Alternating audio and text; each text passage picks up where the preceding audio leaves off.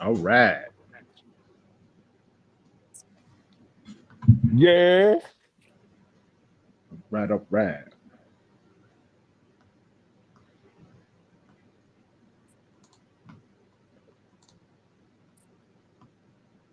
Do-do-do-do-do-do.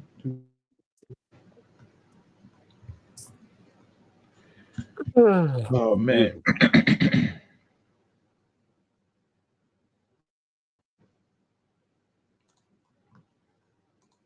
Wild times we living in, man. Wild times.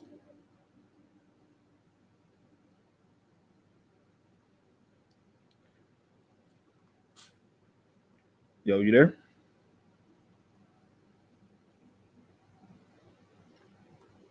J every day. Can you hear me? Oh, you probably busy. My bad, bro. I got disconnected. Go ahead. I'm sorry.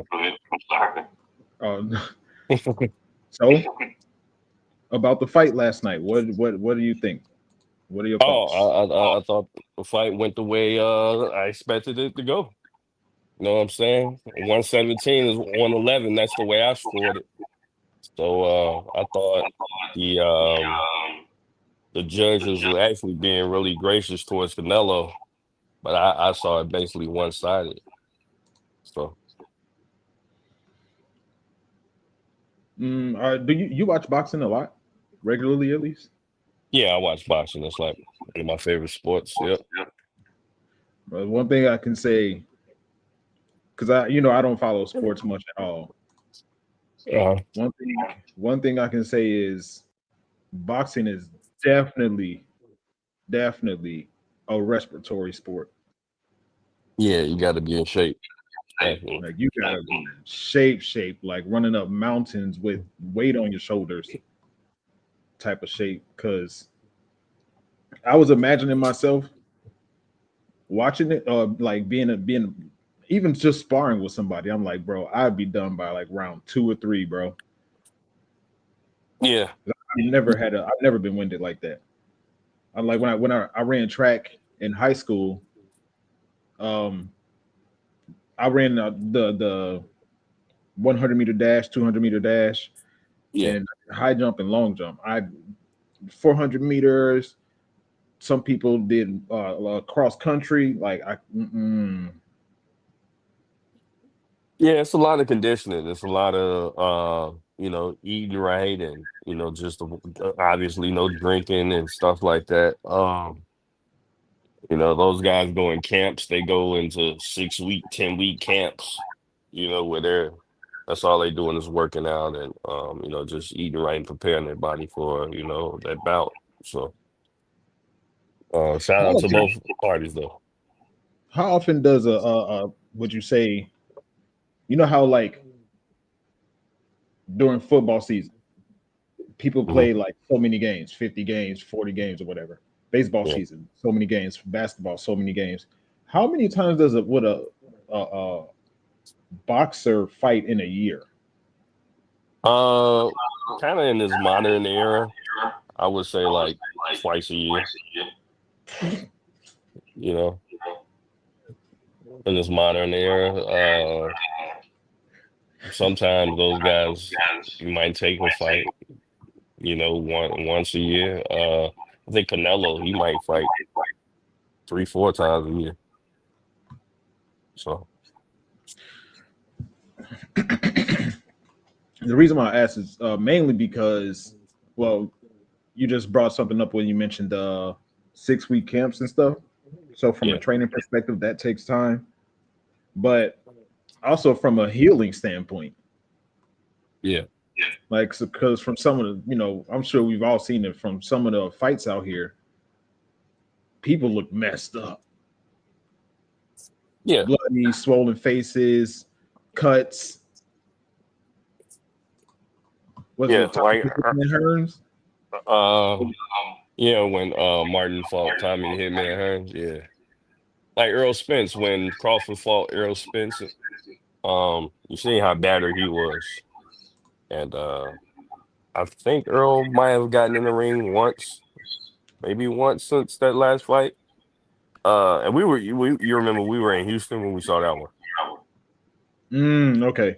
Okay. So that was the fight where Crawford and Earl Spence fought, and Earl Spence was real beat up, real battered,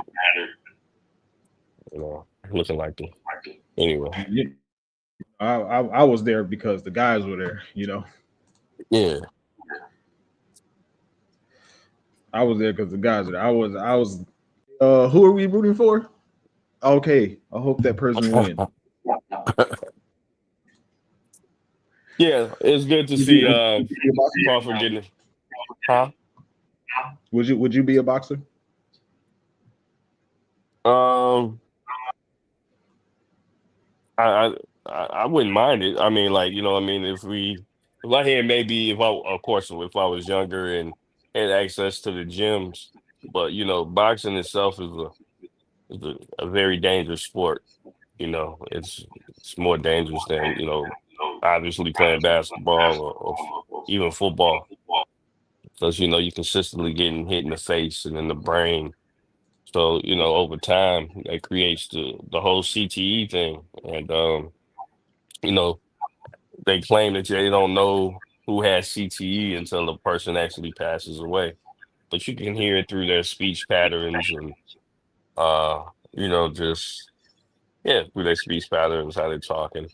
So I personally think like Shane Mosley, he may have some type of CTE, but that's part of the game, I guess. Like, I guess one would ask, would you be willing to risk your body, your mind, you know, your spirit, so to speak, for a big payday? Is that something that you're willing to risk? And I think boxers, just like um, football players, a lot of football players, at least in the years past, they came from like I don't want to call them broken homes, but they came from homes that what I mean. A lot of them come from struggle, so to speak.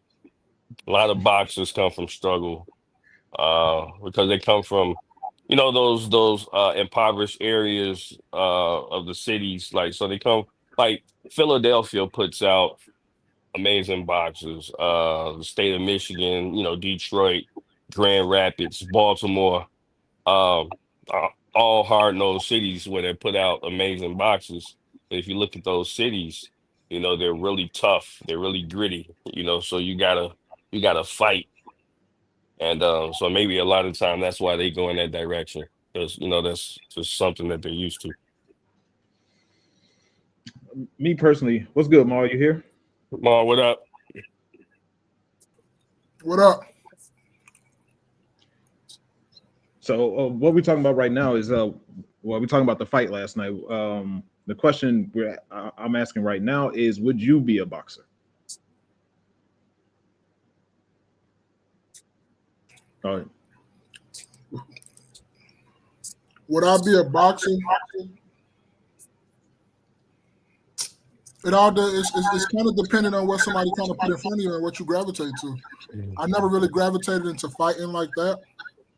Like, only time I'm a fight is like if you fuck with me or you fuck with somebody I love and we got to go ahead and put hand and feet on you, something like that. But other than that, I've never been the one to be talking about I'm tough and I want to beat up everybody and all that other stuff. So I never even really thought about it, but probably no, because I just like football. I like the physical contact of football. But as far as like being a fighter, MMA or UFC or a boxer, it really never interests me like that. So probably not, nah. No, I couldn't be one. Because I'm gonna be honest with you though. You hit me a little too hard and all that other shit, I'm gonna yell in the crowd to my homies, hey, go get the strap. This nigga hit too hard. But no, we're not doing that. We're not for to go back and forth trading blows like this. You hit too hard. Didn't Adrian Broner say that? I think so. Like, but no, you ain't gonna hit me that hard and thinking it's cool. I don't think I hit you that hard back. Didn't Canelo say that with his body last night? He Crawford hit him, he was like, Yeah. When a motherfucker hits you, you think they got bricks in your gloves. This ain't the sport for you. Mm-hmm. no, I couldn't be a boxer for the reason what Jay Day was mentioning. CTE, which I didn't know exactly what CTE stood for. It stands for chronic traumatic encephalopathy. But it says, hold on, let me show it. What the guy Jerry Day say? CTE ain't for everybody. It's a progressive brain disease caused by repeated head injuries, typically sustained in contact sports such as football, boxing, and hockey. The range of symptoms: cognitive impairment, behavioral changes, movement disorders, dementia.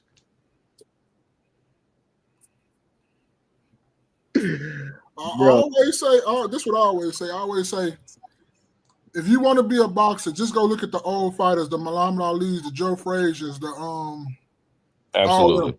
And see how they are right now. And then you can tell me if you still really want to box or anything like that. If you don't want to be like that when you get older, don't box. Yeah, you heard Joe. If you heard Joe Frazier talk, he spoke, slurred. And a lot of these guys, it almost sounds like they're drunk.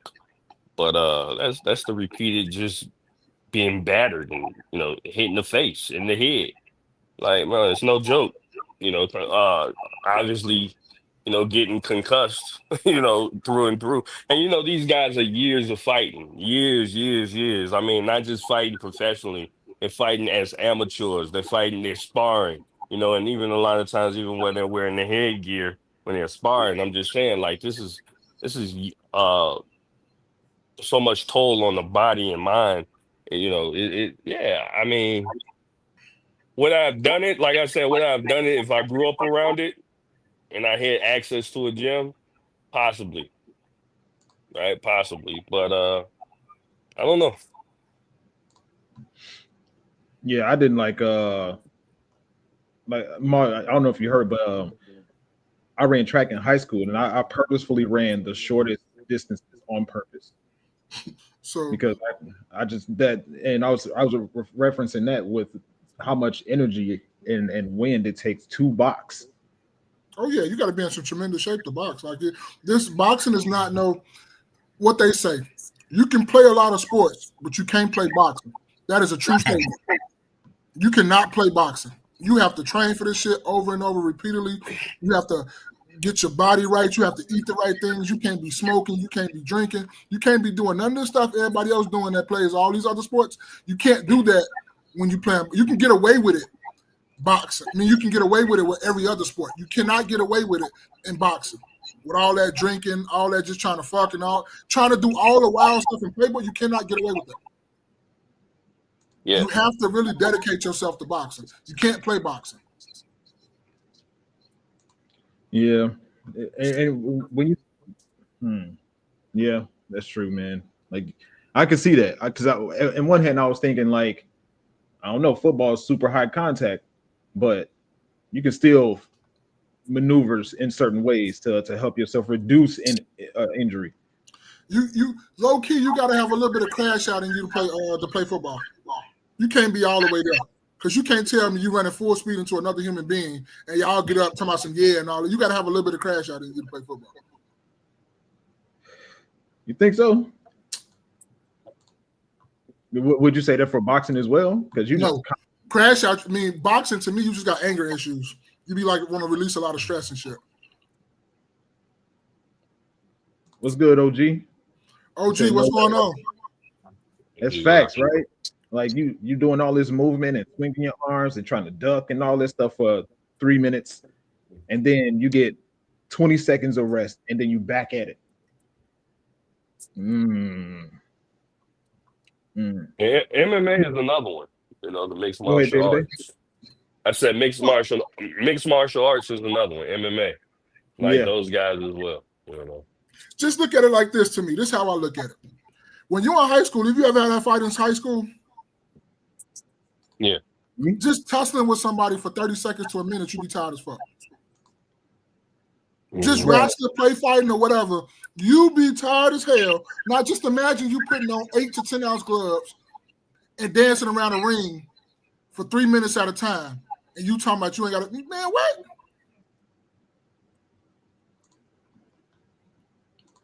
Facts. All right, man. Welcome to another episode of your favorite after church podcast, the No Key Podcast. I am your man, Spaces. Hey, I go by your boy Ma. It's there every day.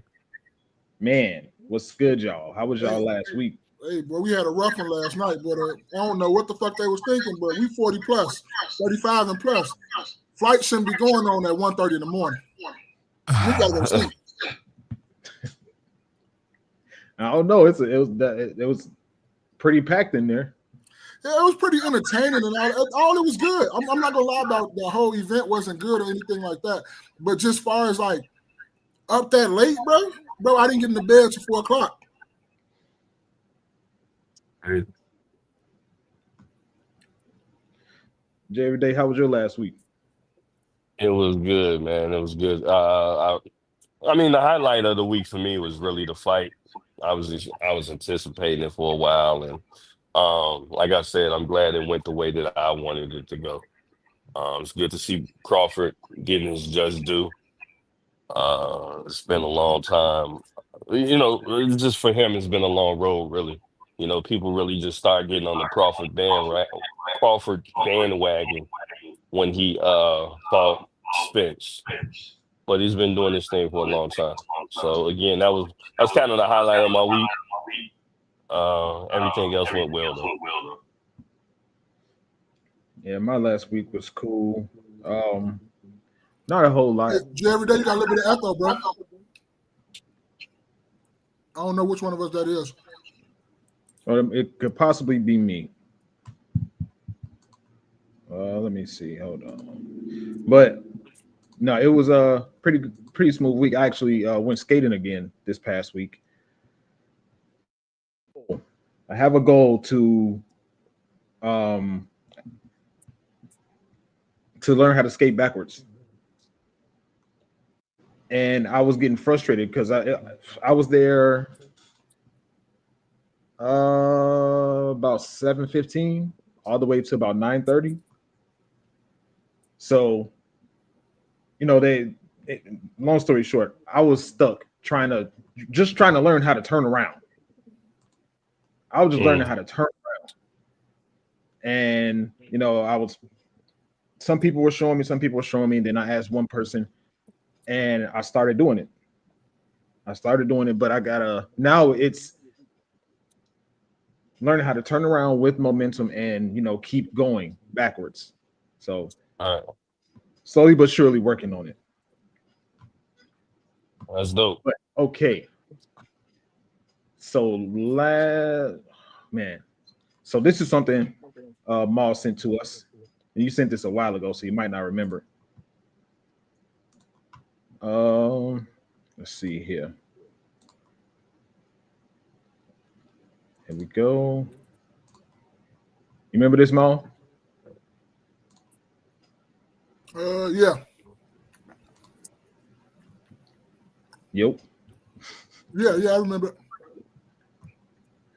You hear me? All right, let's see what it's talking about. For 7 consecutive years, Chicago's had the highest murder rate among cities with more than 1 million people. I'm like, oh my God, crime is out of control. The first bullet point is correct. I believe it was 573 murders, right? Mm-hmm. Which is the lowest point in Chicago since 2019. Oh my God. This is the study that they cited. It's from the Center for Public Safety Initiatives. This is a working paper, which means that it hasn't been subject to full peer review, but like it still has some like value. But I'm like, okay, cool. They went and found them a little working paper. This is the data set that they're pulling from. Ooh, spooky table. Spooky table. Chicago's had the #1 murder rate among cities with over 1 million people for the last 7 years. How many cities are measured in this statistic? Let's take a zoom in. Don't piss me off. Wait, don't piss me off. Oh, is that the bar graph? It's 4. Oh, don't piss me the fuck off. Chicago, Dallas, Los Angeles, and New York City. When you set the arbitrary bar, We're not gonna put a cities with St. Louis over on a the door? million because it doesn't have over a million people in it. My God, Chicago's so out of control. We need the military because it's ranked 1 out of 4. They say for 7 consecutive years. Let's see. What are people saying? It's refreshing to see someone who knows how to read and analyze stats and source. There are 9 cities in America with over 1 million people. The cities are New York, Los Angeles, Chicago, Houston, Phoenix, Philadelphia, San Antonio, and Dallas. Let's see. How do we have to? Yeah. Okay. Hoping that media data literacy activates like this become more activities. I'm sorry, like this become more common. Critical analysis is lacking in schools, and platforms like yours fill the gap in a digestible way to a population behind the curve. Well done. Chicago has the highest murder rate for places that start with the C and end with the high Chicago. We really need to get it under control. Okay. Okay, Ma, you sent this to us. What were your thoughts about it? No, it's just to me, right? Because we live in such a society of everybody trying to, get the wow moment or the wow whatever, and people not really like taking in the facts and taking in all the data and actually knowing what numbers you're looking at. Because they always say, right, oh, black on black crime this, black on black crime that. But they never mention Asian on Asian crime, white on white crime. They never mention any other like statistics for everything else, like for any other like ethnicity or any group of people, but they mention it for us. And you always do things to people that's close by you. If you don't have money or you don't have food or you don't have none and you put in a fight or flight risk, 9 times out of 10, you're gonna do some shit that you shouldn't be doing. So and then it just boggles me that they don't never really look at the numbers and explain to them. They just go off a thing that really goes with their argument. They don't really dig down deep and do your research about things. Looking at multiple things of like what's going on or multiple researches that you're doing. You just find something that got your point, you bring it and you show it. And that goes for everybody. That goes for anybody that's doing. You always just trying to win an argument instead of like trying to teach. Everybody's trying to teach each other about what's going on. There's nobody is like really trying to teach. They just trying to get the aha moment or like just get the like, oh, I'm right, you're wrong or whatnot. Like, instead of like we just trying to teach each other to trying to make this shit a better thing than what we're doing. And that's just what I wanted. That's why I really wanted to show that video. I just want to get you and Jay Everyday's opinion about the video. You muted. Jay Everyday, go ahead. What you got? I mean, I think we said it before. I don't really have much to say about the video. Chicago doesn't have the highest crime rate. So, I mean, and if you put it amongst other cities above 1 million, I don't even think Chicago has a higher crime rate than Philadelphia. Chicago is just the largest city. New York and what is it? LA. They've done a very good job as far as curtailing crime. But Chicago isn't the worst it has ever been. We definitely can improve in areas. But outside of that, like, I think there's this false narrative that like Chicago is just this big bad city. And of course you got pockets where it can get as rough as anywhere else, right? But I don't think that's what we need to be focused on. And I feel like saying Chicago, like when the White House says Chicago or something, that has to be code word for something else. Maybe blacks or some shit. I don't know. What's good? Be humble. Be humble. What up? So about the video itself, I am one of those people that look for that when we're having conversations about anything. I aim to look at things on level playing field across the board if we're comparing anything at all. So sometimes I am that person that will, like Maul said, I will look for information, get the answer that I'm looking for without I guess you could say, without context to some degrees, and I would present that information. But also, I've been that person that would find my answer and try to be as informed, look for other information around it, and be as informed as possible about the subject as well, to make sure that I know what I'm talking about. Because I've been that person. I'll present some information and say, okay, well, what about this? And I'm like, you know what? I didn't even think about that. So, yeah, I definitely applied that to this situation when people talk about Chicago being so dangerous. I think it's just that is a narrative that people have chosen to hold on to. That's not to say that, certain parts of Chicago aren't dangerous and all that stuff. I'll never take that away. But, I've been watching, y'all know I watch Anton Daniels, and he talked about Chicago and the violence a lot. A lot of stuff about Chicago hits the internet. It hits the news, and then people talk about what they see, or whatever the case, whatever. But one thing that I was looking at, look at be humble. I was there a couple months ago and didn't feel unsafe. So, I was looking at I went to Google. And I was like, what are the top 10 most dangerous cities in America? And I looked at different results just to make sure I'm not looking at just one, to see. Memphis, Detroit, Anton Daniels, Detroit. Anton Daniels, Detroit, Baltimore. Come on, man. New Orleans, Baton Rouge, Shreveport, St. Louis. Oh no! So check it out. And this is after I looked at other results, right? So total crime: Memphis ranking highest, El Paso lowest among biggest cities.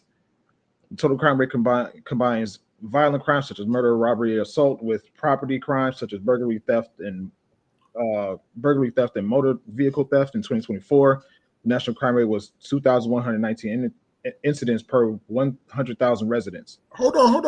I know damn well that ain't Detroit at number 3. Tennessee. I know that ain't Detroit at number 3. Who from there? Who that was it? The dude that was talking about Chicago? Yep. Okay. Washington, Baltimore, Denver, Nashville, Pennsylvania, Houston, right? So that's this particular category, right? So I keep going.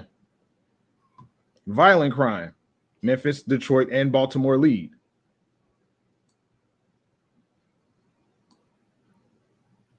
Violent crime includes serious offenses such as homicide, rape, robbery, aggravated assault. The national violent crime rate was 359.1 per 100,000 residents in 2024, the lowest roughly in 20 years. But in some cities, violent crime remains far above average. I don't see Chicago on here. Top 10. I don't see Chicago here. Also do something else. If you're able to type in murder rates.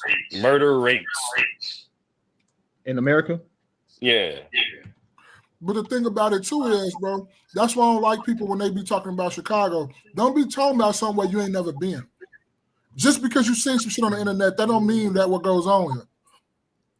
That's a highlight reel. That's not what goes on here.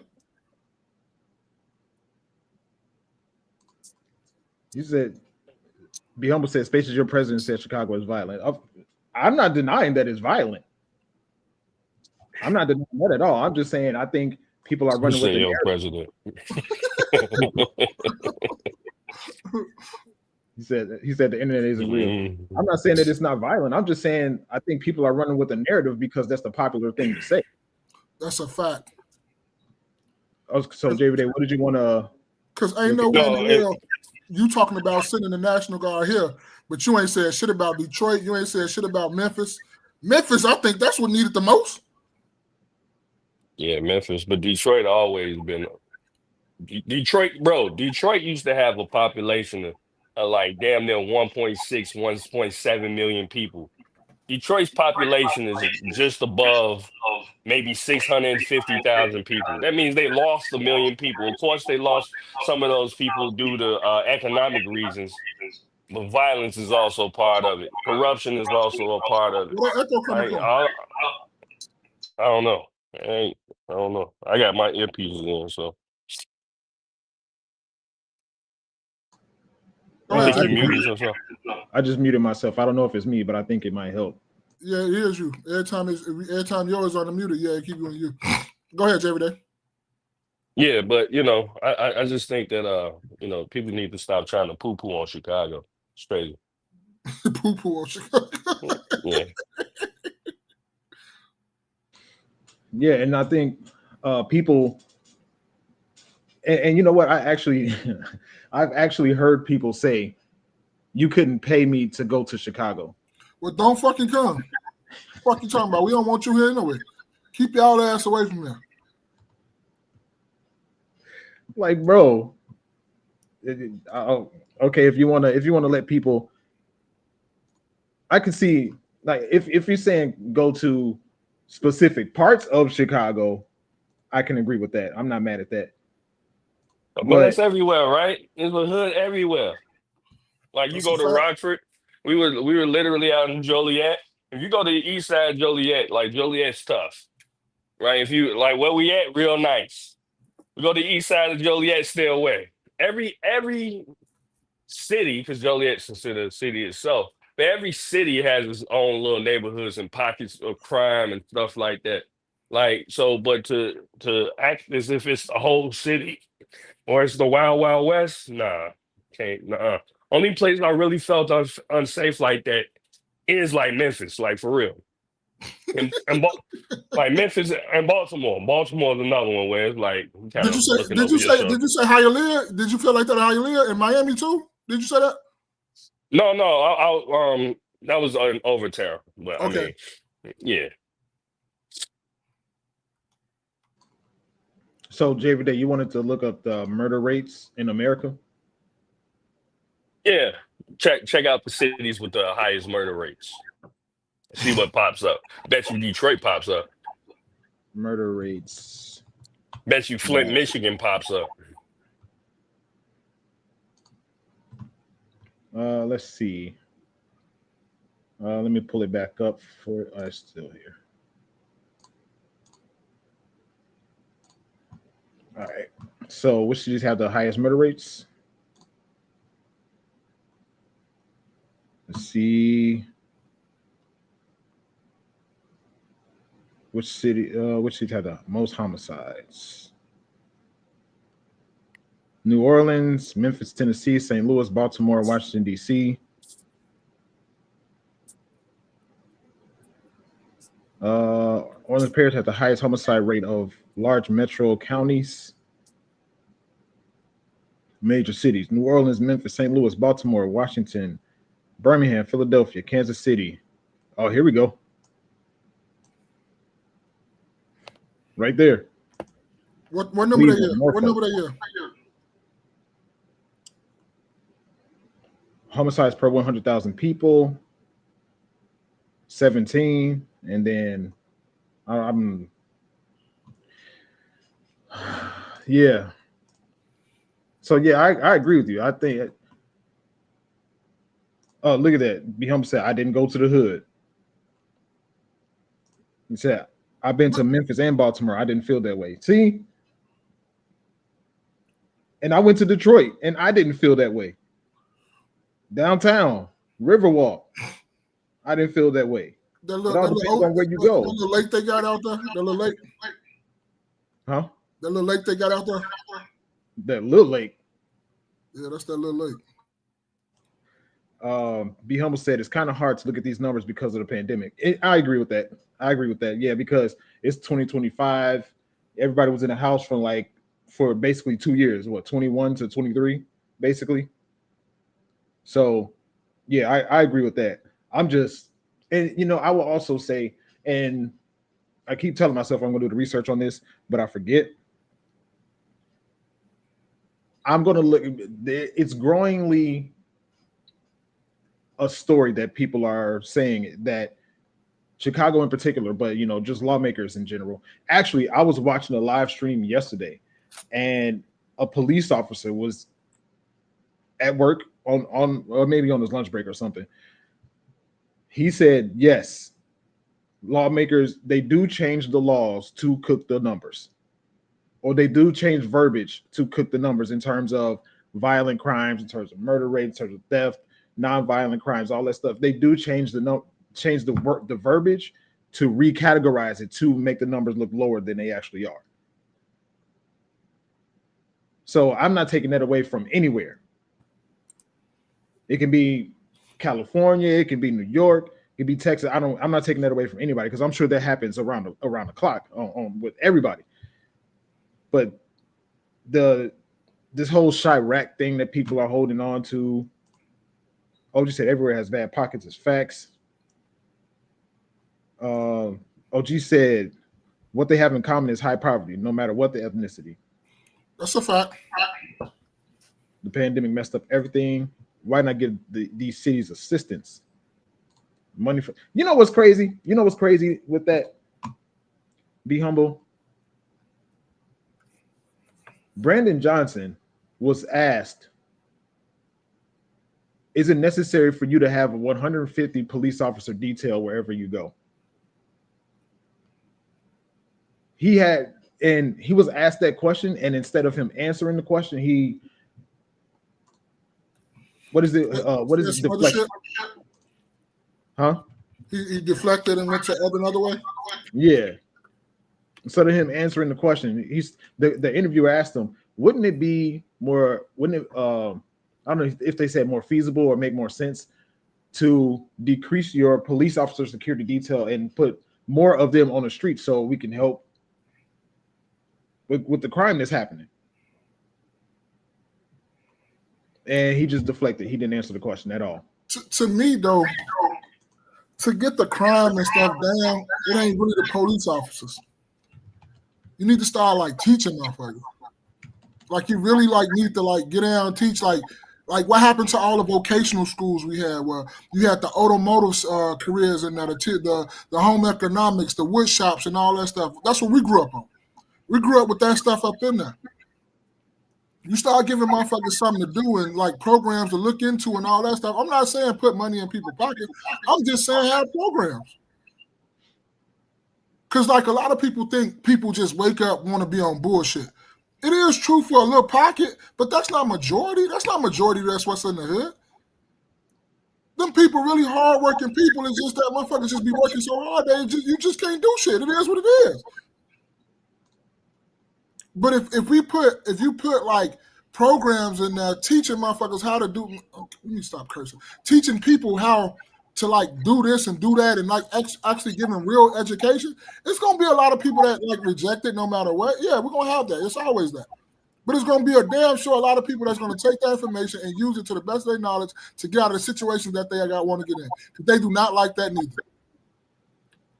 They don't want to stay by the N-words like you don't want to stay by the N-words. They want to stay by black people. So for to say that, people go around saying that, they don't know this, because it just needs to be taught. We don't know a lot of stuff we've been teaching each other. All this financial stuff we learned. I didn't know that. So guess what I'm trying to do now? Pour it into my son. So if you start teaching people of how to do things and how to do this and how to do that, I think shit will change. Because they don't want that in their hood neither. They want to see their kids go outside and play. They want to see their kids you can just go walk to the store and just be out there like we was. We used to can be outside all day. And mama wasn't really worried. But I think it's just the programs that we need to put back in the schools and all this stuff. And motherfuckers quit trying to line their pockets. And like Jerry Day say, quote all the time, motherfuckers stealing, catch all the people that's stealing and taking and frauding and all this other stuff and put them programs back in the hood and stuff. I think we'll see a change in a lot of people. I think it's multifaceted. OG said vocational schools, park district program, boys and girls clubs, higher pay for teachers, after school programs, to name a few things. Facts. I'm gonna read all that. I'm with all that what he just said. I don't disagree. I don't disagree at all, especially since I read that. Oh my goodness! Chicago has been getting like $800 million a year for crime resistance programs or whatever it is. 800, or it's either 300 million or $800 million a year for crime resistance programs.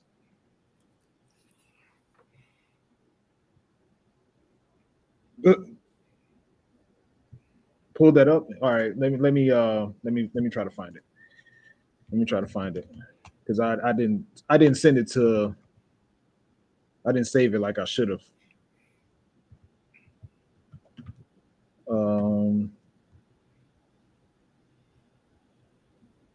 Let's see. But no, I agree with that. One thing I do think is a major factor into this whole situation in terms of the violence that does happen in Chicago, because like we just had a violent weekend during Memorial Day. Was it Labor Day that just passed? Yeah, Labor Day. What was it, like 54 people shot and 11 or injured, 54 injured and 11 shot or something like that? Uh-huh. We talked about the club where there was the rapper who was doing an album release and they got shot up. Yeah. Like, also too though, we talked about this all the time. I don't think Jerry Day was on that day, but it was me, you, and Be Humble. Motherfuckers need to start locking up people's parents. That too. Like, you need to know where your fucking kid at. Start beating. Motherfuckers need to start back beating ass. Fuck all that talking about they're gonna take your kid. No, start whipping and beating ass. And kids need to start being fearing of adults. That's what it is. Kids don't fear adults no more. You don't fear your parents. That's just the rule. That's just the basic fact. If you go back and you start, I bet if you do surveys and stuff about it, and you start doing surveys about who fear their parents, who think their parents more of a friend than a parent, and all this stuff, I bet you'll find some of this stuff is tied into that.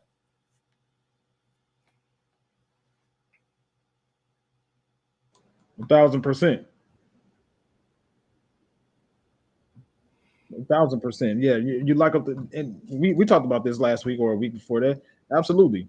Parents to start taking their kids' education and them not doing crime and making sure they're in a house at a reasonable time more seriously if the parents start getting in trouble for what the kids do. Facts. Let's see. In April. Jerry Day, what you got on this? If you hear us talking, you mute it. No, I said what I had to say earlier. I mean, that was just the same thing we were talking about. Oh, okay. I can't find it. Let's see if I can find it this way. Oh, I was wrong. The number is off. I thought it was 830, or maybe I just can't find what it is that I was looking for, what it is that I saw before.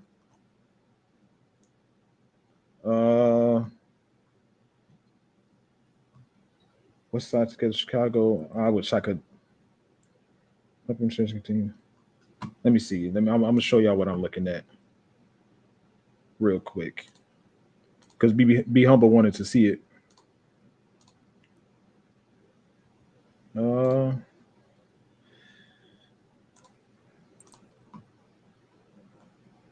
So let's see. The Trump administration continues to threaten the use of National Guard, increase immigration enforcement justification fight this, despite freezing $158 million for violence prevention programs and rescinding more than $800 million for anti-violence crime reduction grants that were working in Chicago. See, another thing with that too. Do you probably need the National Guard to come and put a little fear? Yeah. at the same time, okay, after they leave, what's the plan in place to keep this going? Because you can reduce the crime for 2-3 weeks a month or to while they're here. They're not going to stay here forever. So what's the plan after they leave?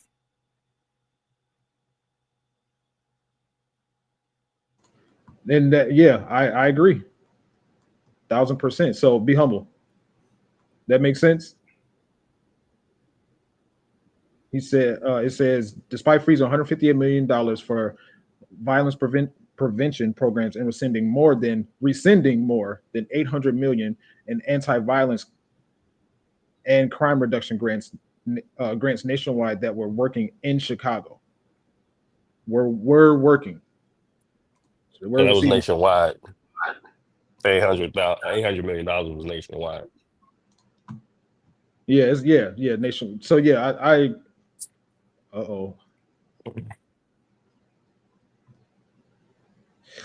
yeah, I wish I saved what I had before. Let's see. But yeah, man, yeah, that is a very great question as far as when, he's in the National Guard here. They're not going to be here forever, so what are they going to do?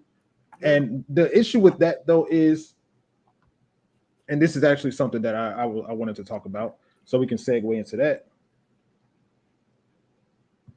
Oh, dang. Let me see. Let me pull it up. So I don't think I didn't.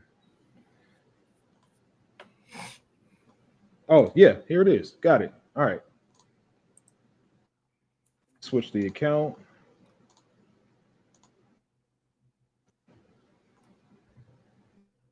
All right. Check this out. Because you say in order for it to work, if he sends the National Guard here, the people that are in office, they have to talk to each other. They have to come up with a plan together that they're going to continue to implement so that it can continue to stay down. Mm-hmm. But, the Safety Act out here in Chicago, you get cashless bail, all this stuff, right? So, and you also get, here it is, Brandon Johnson specifically signing orders against the police officers working with the National Guard. Executive order signed by Chicago Mayor Brandon Johnson. Now, this afternoon, he detailed the plan as President Trump threatens to send federal forces to Chicago. Our Randy Gyllenhaal has more on the plan set forth by the mayor. Well, tonight on social media, President Trump posting a warning to Illinois as leaders here in Chicago are preparing for the unprecedented. We do not want to see tanks in our streets. We do not want to see families ripped apart. Chicago Mayor Brandon Johnson vowing pushback against White House plans to send ICE agents or even National Guard troops into Chicago. Taking a page from Trump and signing this executive order, largely symbolic, requiring federal agents wear body cameras and uniforms and show their faces, declaring Chicago police will remain locally controlled. We may see militarized immigration enforcement. We may also see National Guard troops. This president continues to go well beyond the bounds of the Constitution. Trump citing crime in Chicago, pointing to 6 homicides last weekend, even as killings are down about 30% this year. Writing on Truth Social, the weak and pathetic governor of Illinois just said he doesn't need help in preventing crime. He is crazy. He better straighten it out fast, or we're coming. They're just looking to invade the city of Chicago. This is a part of his plan to do something really nefarious, which is to interfere with elections in 2026. He wants to have troops on the ground. The operation could be based out of North Chicago. Naval Station Great Lakes is set to host federal ICE and Homeland Security agents. It's unclear if the National Guard will join, and using the Guard for domestic crime could be unconstitutional. He cannot use the National Guard to enforce immigration law, because in order to federalize the National Guard, there has to be an insurrection, or we must be under some kind of invasion or rebellion in order to justify that. Well, Chicago officials say there is no emergency here. If the immigration raids were to start next week, they could coincide with the Mexican Independence Day celebrations here in the city. Reporting down.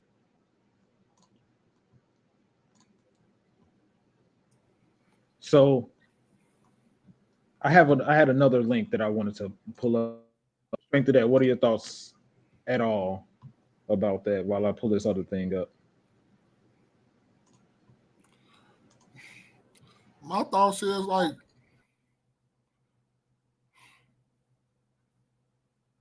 on both sides, it'd be like smoke and mirrors. Like, bro, it ain't gonna be no fucking tanks on the streets. Like you say, tanks on the streets. It ain't gonna be no fucking tanks on the streets, bro.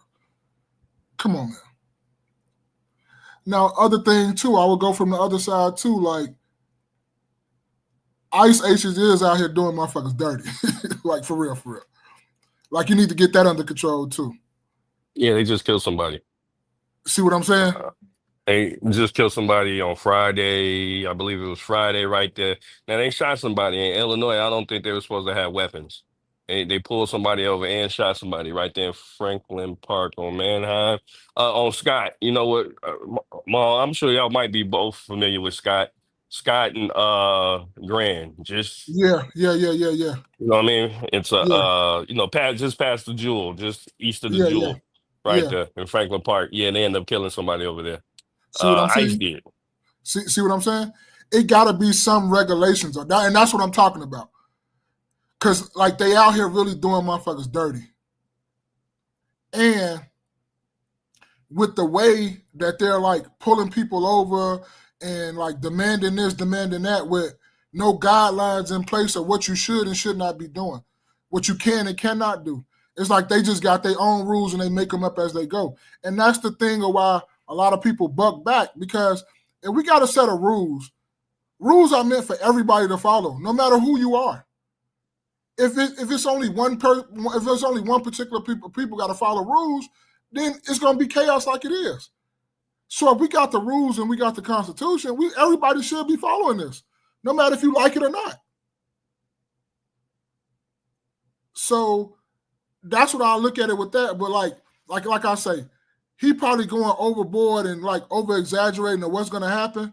But at the same time, you got to do that to bring awareness to it. And also, the ICE agents is out here really doing motherfuckers dirty and shit, though.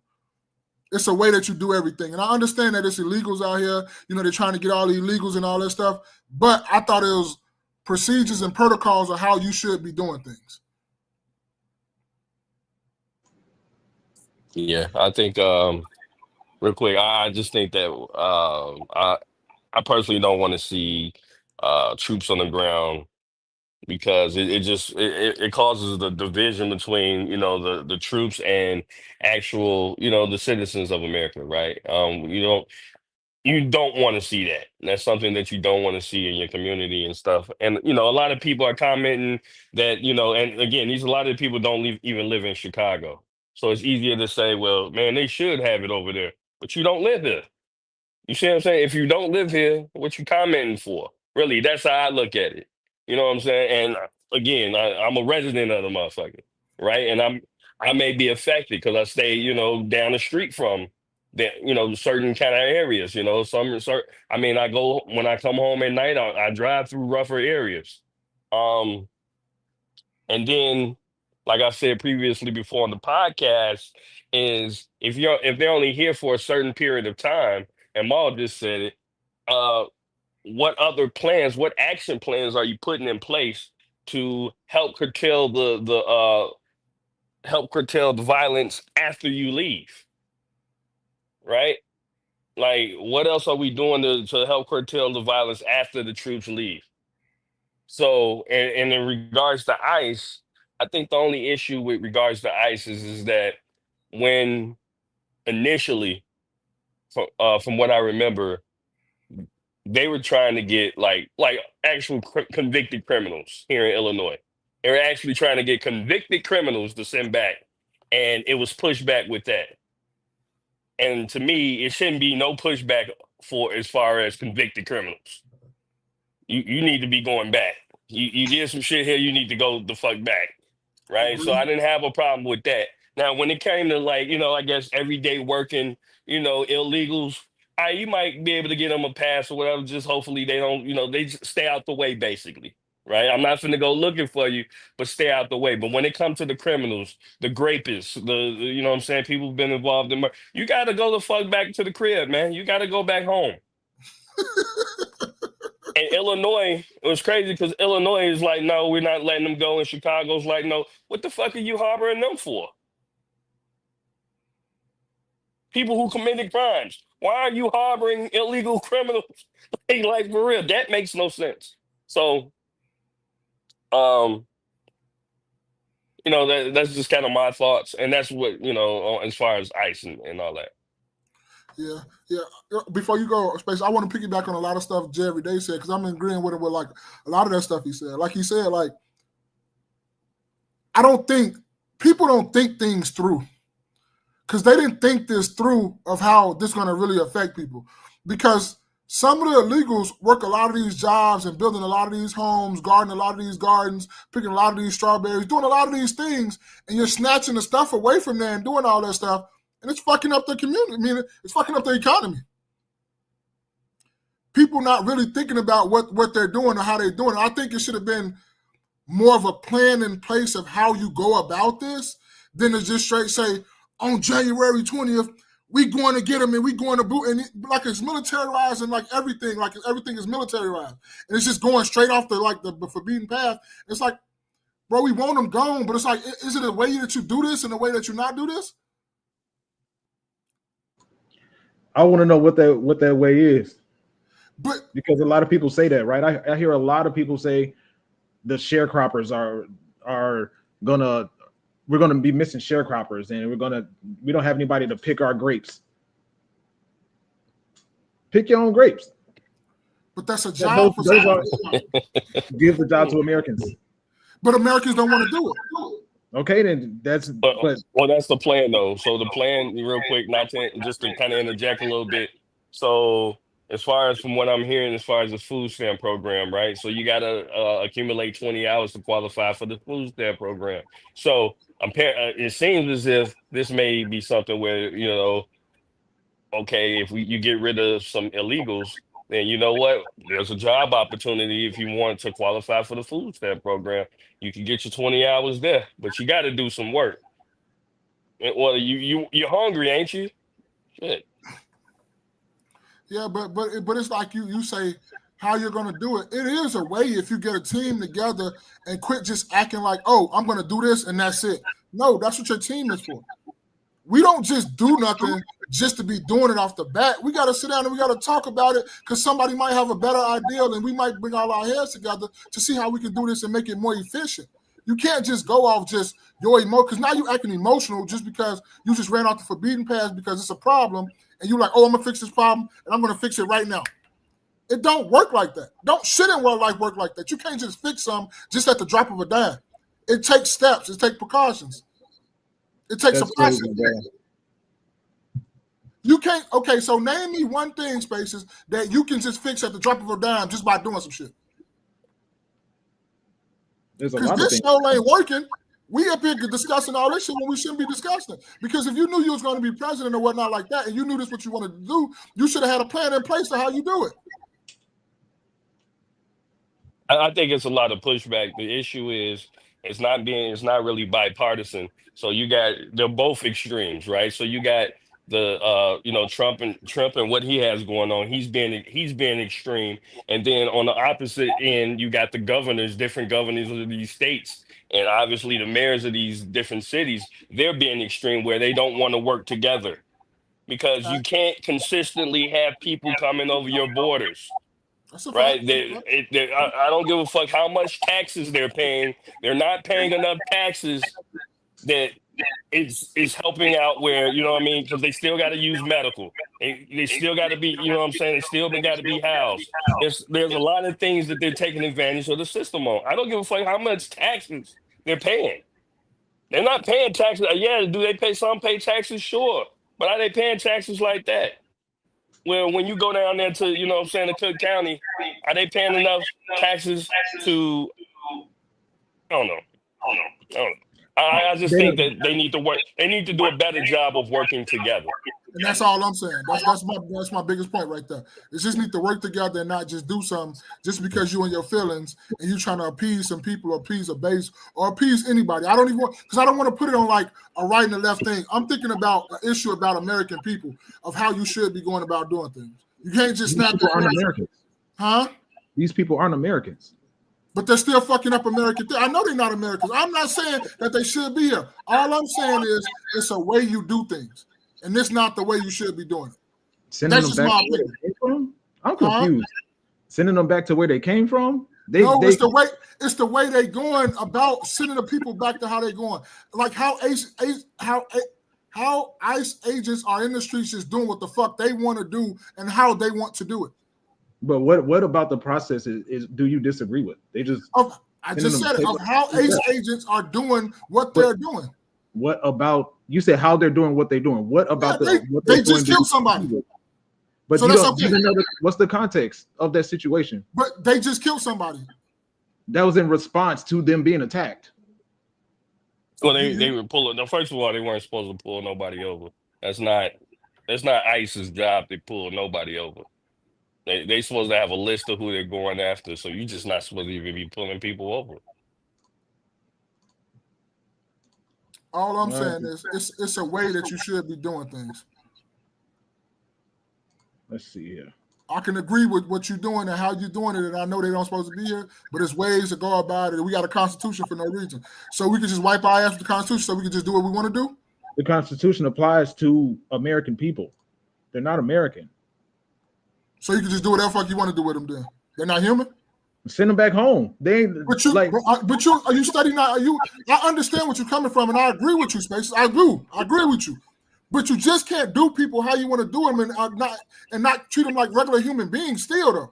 Come on now, bro. You're still not answering the question. What about the process and what they're doing is inhumane? Because I don't see nothing outside of this one situation that I'm about to show the video of that Jerry Day mentioned about the one guy getting shot. I ain't heard nothing about nobody constantly getting beat up or jumped. I've seen people like if they get one person, like just like with humans, if a police officer has, let's go with a minor example. A police officer pulls you over. You're one person in the car. Police officers calling backup, even though you're just one person. Do I see ICE agents when they arrest these people? There's a bunch of ICE agents on one or two or a few people. Yes, but I don't see them punching people. I don't see them beating people with nightsticks or constantly shooting or doing anything violent to people. They grabbing them and sending them home. Okay, you're right. Because evidently we got two different algorithms of where I'm seeing stuff and you seeing stuff, and you're seeing stuff that's going to go argue with your argument. So I'm not going to keep arguing, going back and forth with that. You're right. I see. I'm cool. Go ahead and show your video, bro. So, I got a couple, but I'll show this one since we're on this particular subject.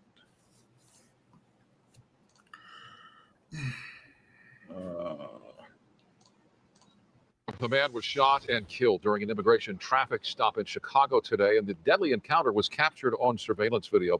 This comes as the Trump administration announced Operation Midway Blitz, which Homeland Security officials say targets undocumented immigrants in Illinois with criminal records. KTLA's John Finolio joining us live. He's in the newsroom with the latest on this. John? Sandra, Micah, that's right. Surveillance cameras captured this deadly encounter. It shows the moments the man tried to get away from ICE officers before he was shot and killed. ICE says he was in the country illegally and had a history of reckless driving. But new reporting suggests his past may have only included a few traffic violations. Immigrant rights advocates say ICE's aggressive tactics are terrifying Hispanic communities.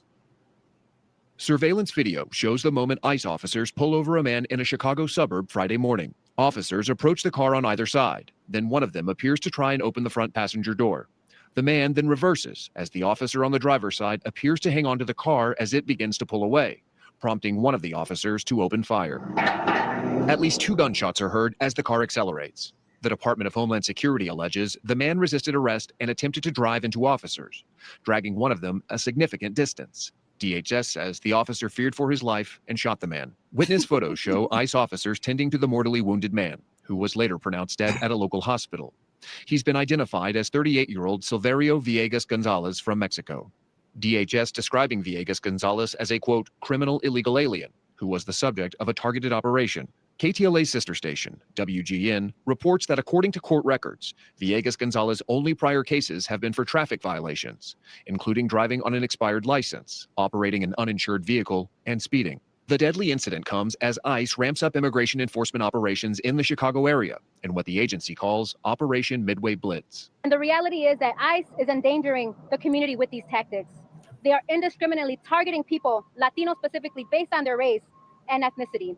Meantime, President Trump announcing today he's deploying the National Guard to Memphis to curb violent crime. The president says he has the support of Tennessee's Republican governor. Memphis's Democratic mayor says he did not ask for the Guard and doesn't believe it's the way to drive down crime. In a statement, ICE says that officer in Chicago followed his training and used appropriate force. The agency says the officer who was dragged suffered severe injuries, but is in stable condition. In the newsroom, John Fenolio, KTLA 5 News. Okay, let's see. OG said they took millions from SNAP, Medicaid, and military overreach. OG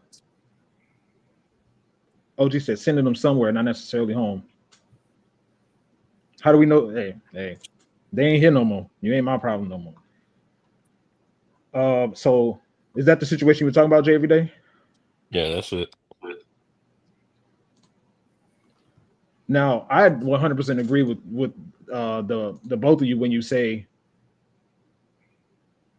the ICE and federal government need to work together with the local government, but the local government isn't from what I'm seeing from multiple different local governments in multiple different areas. They're specifically Brandon Johnson signing orders to not work with ICE, to not work with them at all.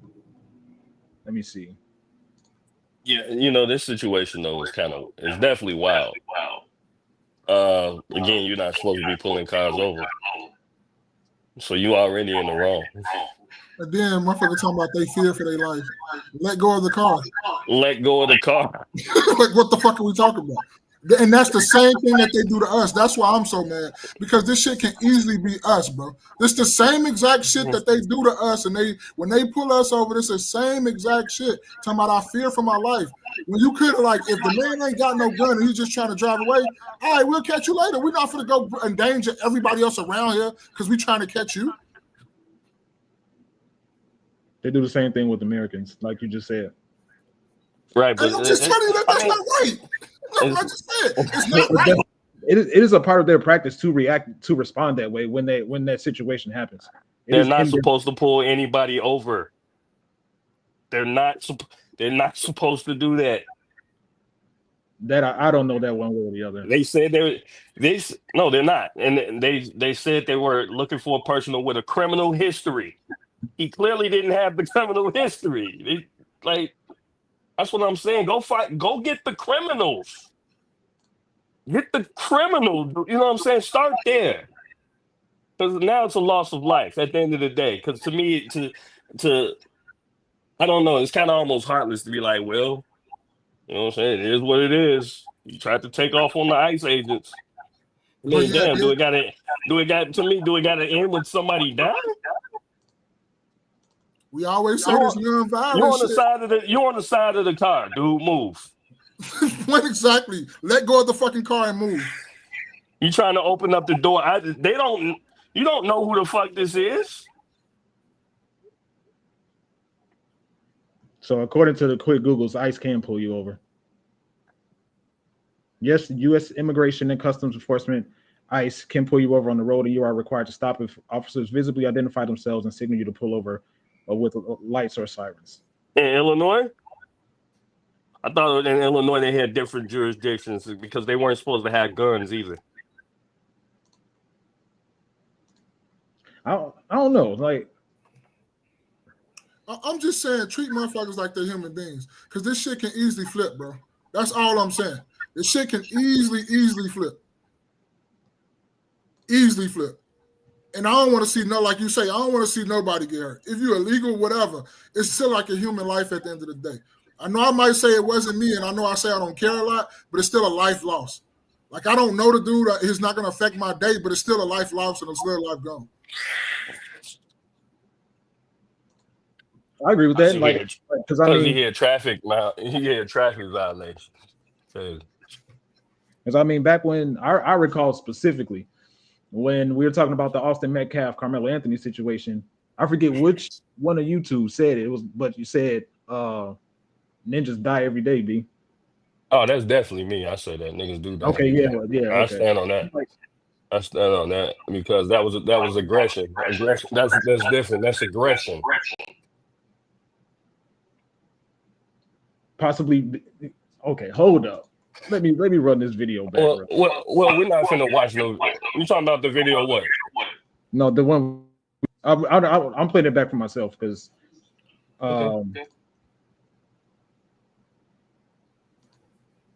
Let me see. Go ahead. Were you about to say something?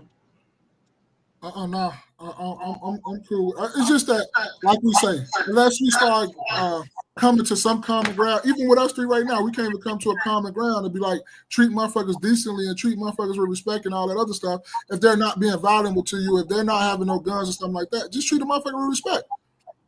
You feel me? Don't, because like, dog, you gotta be honest. When motherfuckers law enforcement, sometimes motherfuckers be getting out their body and talking like they crazy. And that's only because they got their fucking uniform on and they got a badge on. You're at work. Act like you at work. Act professional. Under specific and limited circumstances, U.S. Immigration and Custom Enforcement ICE agents can pull you over in Illinois. However, they cannot conduct routine traffic stops for violations like speeding.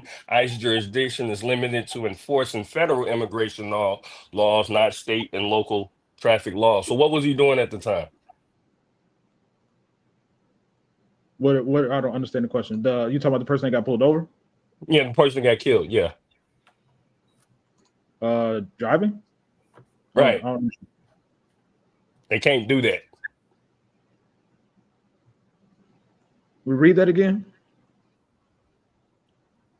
Under specific and limited circumstances, U.S. Immigration and Customs Enforcement ICE agents can pull you over in Illinois. However, they cannot conduct routine traffic stops for violations like speedings because ICE's jurisdiction is limited to enforcing federal immigration laws, not state and local traffic laws. But they didn't put. If someone were to ask me, I would say he got pulled over for immigration reasons, not traffic reasons.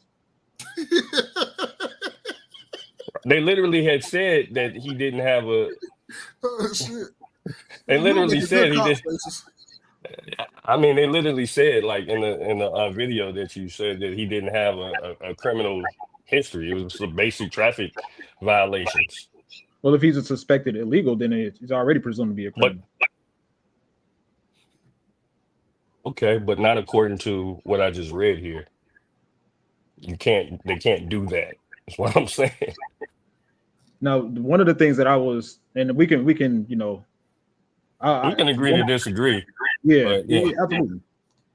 I enjoy the conversation, so I understand that. But so one of the things I was thinking about while I was watching this video.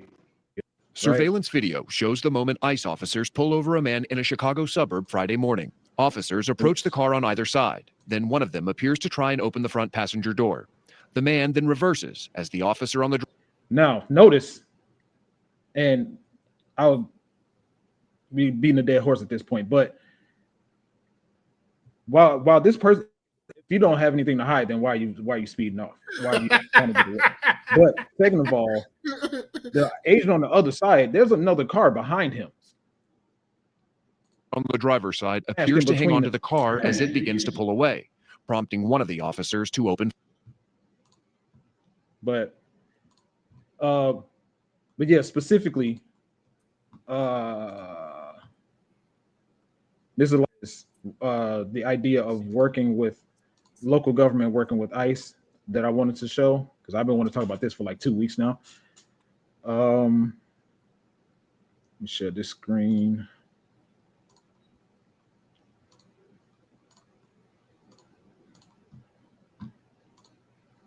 All right.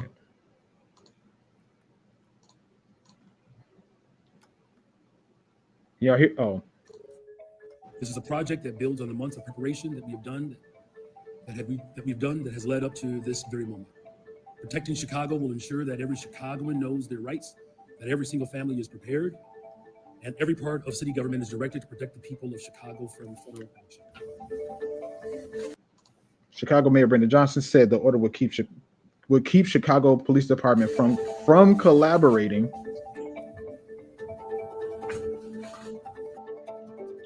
with National Guard troops or federal agents should President Trump deploy them, as he has done in Los Angeles and Washington. Chicago police will not conduct traffic stops, checkpoints to help with immigration enforcement, according to the order. The mayor said he has received credible reports that troops should come to Chicago, the third largest city in the U.S., within days. He's specifically signing legislation to not work with ICE and federal agents. I don't know how. Like they already said that they're not willing to talk. So what else? What could happen? Like what collaboration could happen? But so great conversation, guys. All right. So this is something JV Day sent to us a while back. Where is it? All right. So for those listening, said stepdad struggling emotionally after stepdaughters tell him this. Sucker if you a step parent. Straight like that. So I got two stepdaughters, right? One of them shipping out to the army in about a month.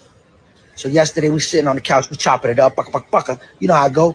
And she's like, yeah, I had to make a will and I had to put people in charge of my body and my money. God forbid anything happen. So I'm all engaged. I'm like, yo, that's crazy. Nothing's gonna happen to you. You're a pretty girl and you kind of smart. So they probably gonna have you in the office. But she's like, yeah, but you never know because they're gonna give me a gun. I get that, but you're gonna be straight. But she goes, just in case though. But if I do die, I left everything to my dad. So I paused for a second. I said, huh? Yeah, I left everything to my dad. I figured like he'll do the right thing. I said, everything? Yeah. I said, the car? Yeah. I bought you the car. Woo. All your jewelry? Yeah. I bought you that. I bet. You know what? You're right. Your dad a good guy. Pucka. I ain't even gonna be in your chest like that. So I go to the room. I'm watching TV, all in my feelings. You know, a tear fall from my eye. Like, damn, I ain't get nothing. You couldn't leave me the car so I could remember you by it? Nah, you gonna get to your daddy. All right, bet. She go, yo, can I go to get a crumble cookie? That's fine. Make sure you buy your daddy a cookie. So she go to crumble cookie. On the way to crumble cookie, she called me. Yo, Rob, my car's shaking over 40. I said, oh, man. It's probably something to do with your tires. Pull over, check if you got something in your tire. Sure enough, she got a flat. She's like, yeah, I got a flat. What do I do? Call your motherfucking daddy. You a sucker if you a step parent. Comments, build your own family, man 101. Emotions justified. I tell her to call her dad from here on out. 100% times and get no recognition. That's right, call your daddy. DJ Khaled is upset. You the best. Reasonable crash out. Okay, so JV Day, you sent that to us. What were your thoughts about it, or what were you thinking? What's your question? I just really thought about like well, it wasn't really a question. I just kind of wanted your thoughts, you guys' thoughts behind that. Because you know, sometimes we talk about relationships and stuff on here. And for me, it just shows that a lot of times, like what you do for people, a lot of times, you know, stepkids or whatever, people really aren't that grateful, or even have you. And I can't say that person even is not, you know, grateful, but they don't even keep you in mind. You know, like if you do something for people in general, sometimes they don't even keep you in mind. and I'll span beyond just, right. So you may do something for somebody, and later on you see them out having a good time or whatever. Like, damn, you couldn't invite me or so. I mean, and again, this spans beyond just that relationship between the stepfather and the stepdaughter or stepchildren, but it goes to show you a lot of times in life, like what you do for people, um, really isn't appreciated. Like it's not reciprocated. They forget about you. Even in a time of, simple as for something like a will, they're like, oh, I'm gonna give that to my daddy and hopefully he do the right thing. But what I'm saying, I've been here helping raising you this whole time. He ain't done the right thing not one time. So I thought that was just interesting. Ma, what you got? I'm kind of on the sentiment of Jerry Day.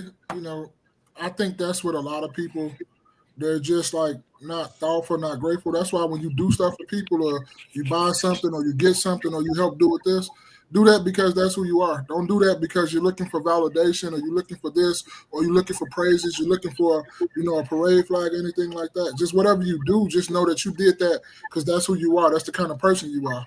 You like giving. You like, seeing other people do what they're gonna do. So don't expect really nothing in return. You feel me? So that's how what I took from it. But then at the same time, I couldn't really take the nigga serious because I knew this wasn't even for real.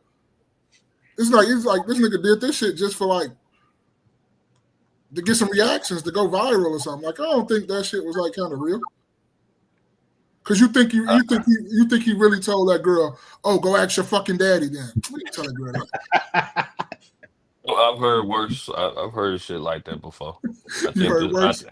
Yeah, I've heard worse. I think things like that happen. So I can't. You know what I'm saying? As far as that, I can't invalidate his experience. So because I don't know. To me, it seems reasonable. I mean, he did from the way I'm looking at him, and just kind of, it don't look like it was like a joke. I definitely could hear a little tremble in his voice. So. But yeah, I just think like Jerry Day thing. Most people are ungrateful people because you can help and do and all that other stuff. And like they say, you can tell a motherfucker 1,000 yes, they only gonna remember that one no that you told them. And that's just it is what it is. And no is the best words you could use. No is the best words you could use. I said that a long time ago. I love saying no to motherfuckers. A lot of times we say yes to a lot of things, and it really don't be our issue. It's not really our problem. We take on a lot of other people's issues and a lot of other people's problems, because you like the person, or that person means something to you, so you say yes.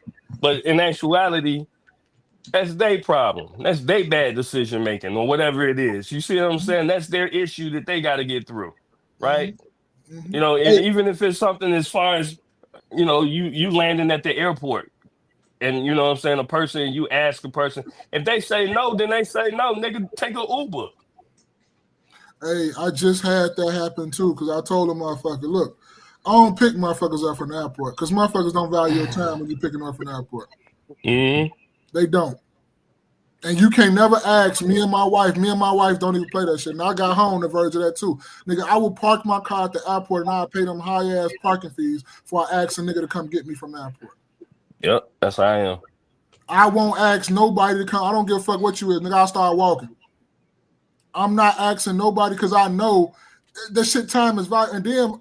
And then at the same time with you doing that too, people don't valuable clear story. Having this thing. We stay in Chicago land area. O'Hare is big as fuck. You ever flew in O'Hare? O'Hare is huge. When you land, just because you can turn on your phone, don't call me and tell me you fucking landed. Nigga, you still got 30 to 45 minutes before you even get to the fucking gate. You got another 15 to 20 minutes after you get off the plane to get to the fucking front door. It's still a whole fucking hour you got to go. Am I lying? You're right. It's definitely an hour. O'Hare is big. We work there. I go there every fucking day. When you land, it takes you 20 minutes to buy some taxi to get to the airport. But people don't, and I'm not saying this to nobody. If somebody see this and thinking I'm talking about them, no, I'm not. But I'm just saying I know that, so therefore I don't ask people to come get that. Me and my wife will get a fucking Uber. Well, only person I'm relying on to come get me, and I don't give a fuck what she talking about, and she better come get me, is my wife. I don't give a fuck what she said. You gonna sit out there and you gonna fucking wait. Vice versa. I'm gonna be mad as hell, but I'm gonna sit out there and wait because that's my wife. But people don't like Jerry Day said, when you and Jerry Day said this, I'm gonna let Spaces go. When you say yes to somebody, that problem now becomes your problem. Ain't that's what you said? Ain't that's how you said it, Jerry Day? Yeah. Once you gotta take that in mind. Once you say yes to somebody, that problem now becomes your problem. So even if you get close to the date and you don't want to do it and you don't feel like doing it, you already said yes. It's part of your problem now. So I agree. I agree with everything y'all just said. It was so funny because Mom got some PTSD. No, because I've really had that before to where it happened and I told my wife, I'm not going to get nobody else. Only way I go get you, and I had a friend I had to go get just recently, is because of it's an emergency. Other than that, I tell a motherfucker I don't get nobody from the airport, bro. You need Uber money? I'll get you Uber, but I'm not coming to get you. I'll give you $50 for Uber. But I'm not coming to get you personally. No, I'm not doing that. Yeah, and even with that too, when it's during busy times at the airport, you know, they have the departures up, I guess you could say upstairs, and the arrivals downstairs. Even for both, actually, they got the people outside constantly yelling at you, trying to keep traffic moving and all that stuff. You can't just sit there and wait for the person that you're trying to pick up or whatever. But it's reasonable, right? Ain't that reasonable? Because if everybody sit there and it's only like a 3 to 4 lane highway, if we all pile up 2-3 cars deep, this traffic will never go nowhere. Yeah, that's what. And I'm speaking on both ends of it, because on one hand, I was that person that was picking somebody up from the airport, but they still had like 30-40 minutes before they actually got to me. So I had to keep circling. It got to a point where I had to, and this was not even at O'Hare, this was at Midway. I just went and got some food and waited until they told me that they were walking out. Yeah, that's the play. Yeah, it's definitely reasonable because you got to keep traffic moving. And to me, and to my point, even if my wife come to get me, I don't call and tell them I'm ready until I'm ready to walk out the door. I have to have my luggage already. Because I'm mindful of people's time. Because now the older I get, nigga, respect my time. Don't sit up, nigga. If I waste my time, that's cool. If you waste my time, we got a fucking problem.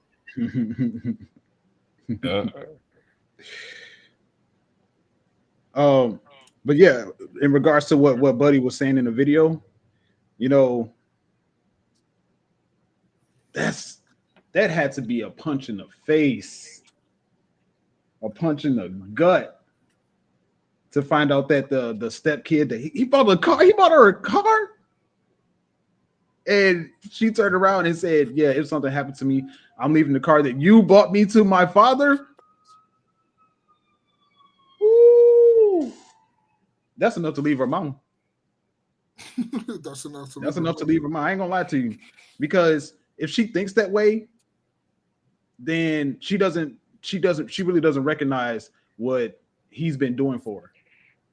But also the case too, bro.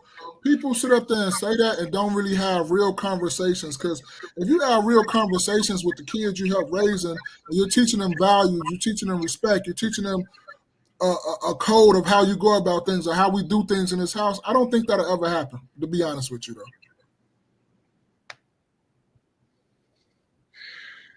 I don't think when that type of stuff happens, I don't think you're really teaching right. I think it's situational, to be honest, because, you know, there's some guys out there who are stepdads and their stepchild calls them by their first name. It makes sense. You know what I'm saying? I don't got no problem with that.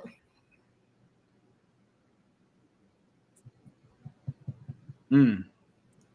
No problem with What you think about that, JV? The stepfather, stepmother, the child calling their step parent by their first name.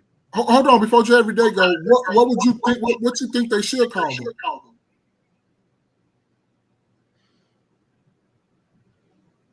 I would say dad or mom.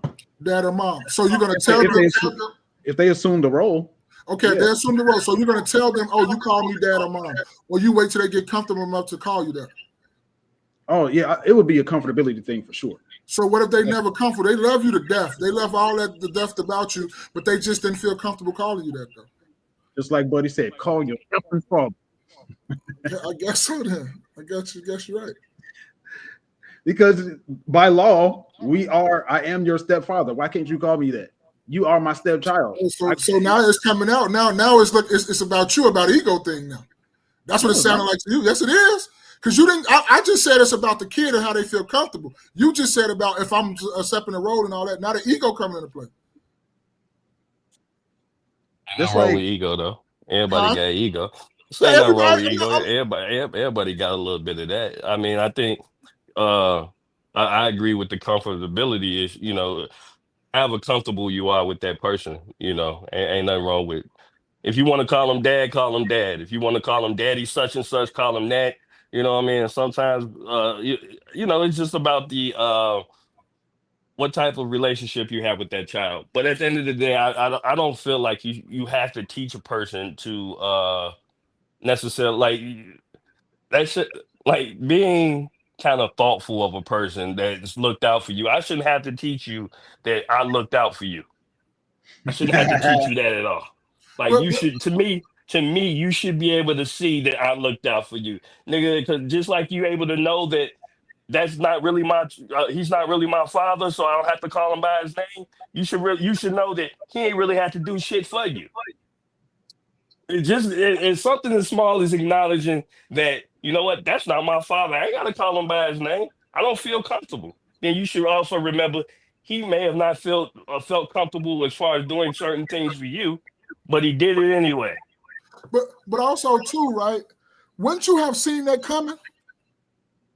No, because people be they be, what I'm saying, all up the mom's ass a lot of times, and they doing shit to please the mom, so they kind of, you kind of get blindsided by it.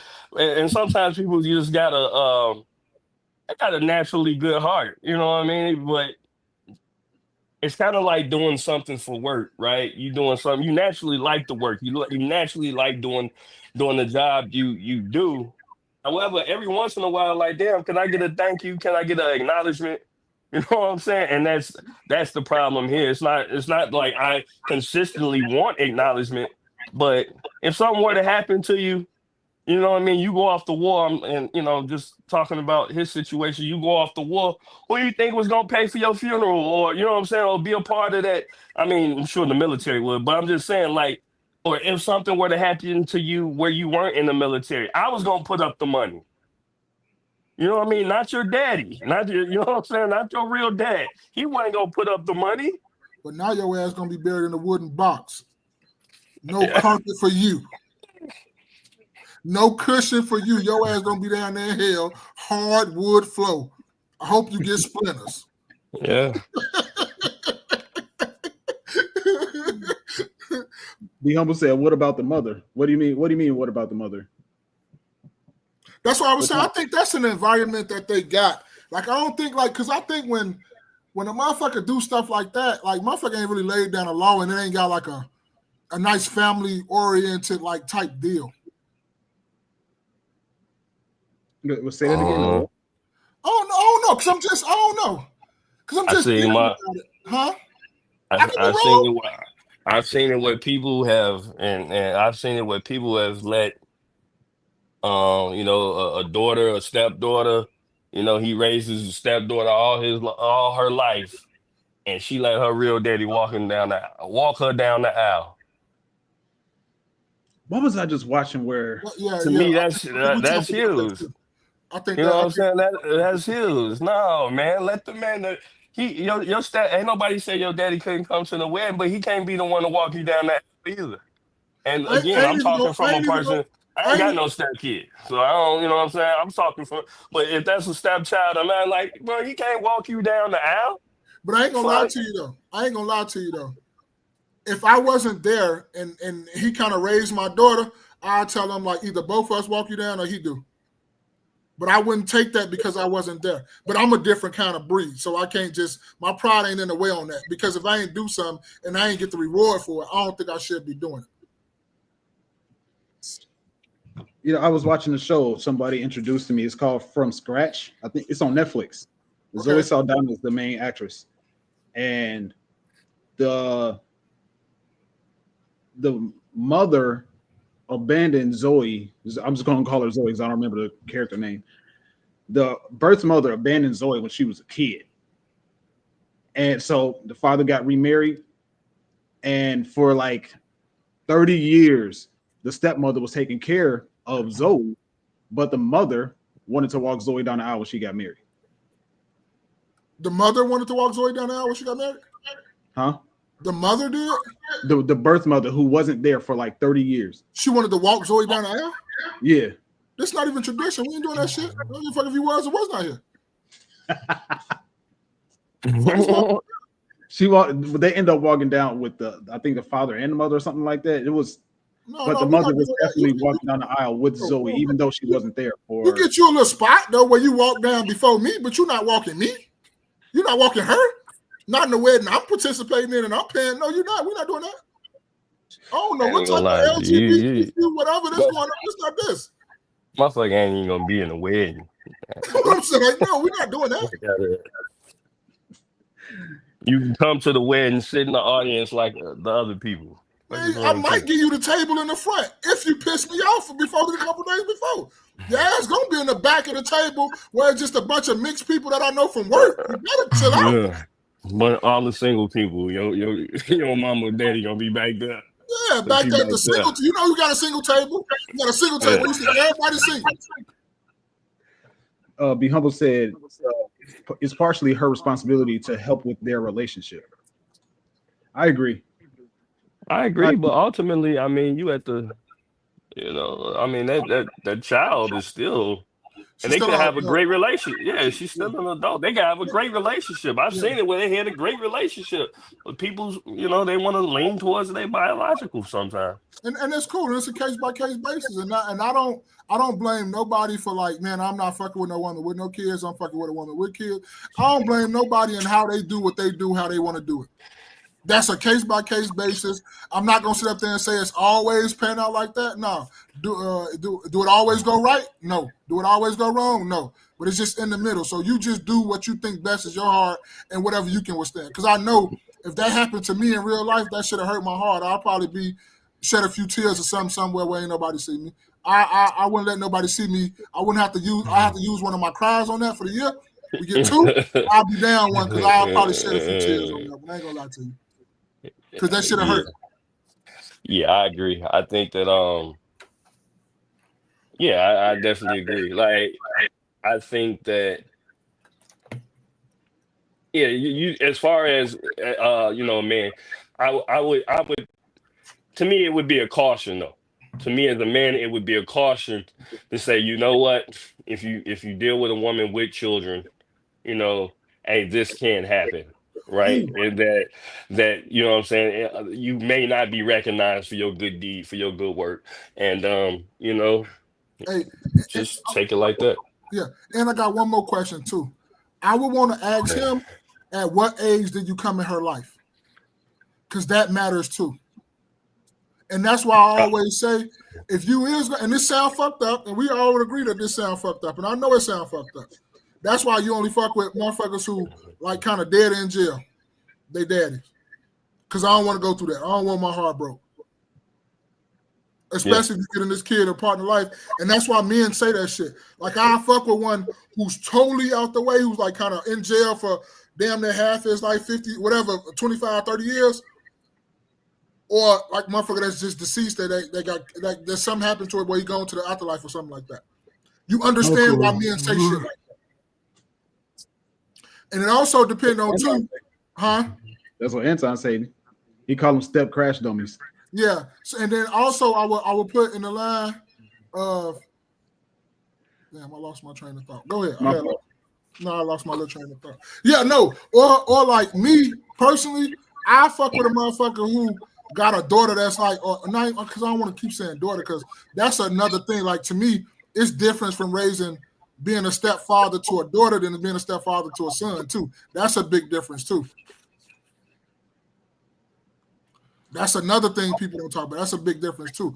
But I like a motherfucker to be 1, 2, maybe 3 or something like that, like under 5 or something like that. Because when you start getting in the 8, 9, 10-year-old range, it's different. It's a big difference. They say that that when it comes to having like the messing with somebody that already has a child, and like you said, it's different for men and women. Well, you were talking about if it's a boy or a girl child, but it's different for men and women. People say if a woman has if you're a guy and you're interested in a woman and she has a not newborn, but like a 1-year-old, 2-year-old, 3-year-old, don't mess with it because there's a good chance her baby daddy still has access to her. What you think of that? Some cases that be true. I'm not gonna lie. I think if she got a 1 or 2-year-old, she needs to be focused on that child instead of being out here in these streets and trying to be, have a boyfriend. Go focus on your child. Clearly, you didn't hear the baby by a nigga. You know what I mean? Y'all was dealing with each other not too long ago, and y'all hear the child. I'm sure you're not over him or whatever. You shouldn't be out here bouncing from nigga to nigga, dick to dick. No, that's all I had to say. No, I'm just saying that. Yeah, that's all I had to say. Like, you got a 1-year-old, 2-year-old, a baby that's a few months or whatever, and you want to go back outside. To me, you shouldn't be trying to get back outside. You know what I'm saying? Fun time is up for right now. Wait till that baby get a little age. You know what I'm saying, about itself. And because again, you just got out of the relationship with dude. You know what I mean? So, you got time to be a hoe later. Be a mother right now. And be a mother. You know what I'm saying? I'm not necessarily saying that the person is a hoe, but like, dude, you just focus on that child.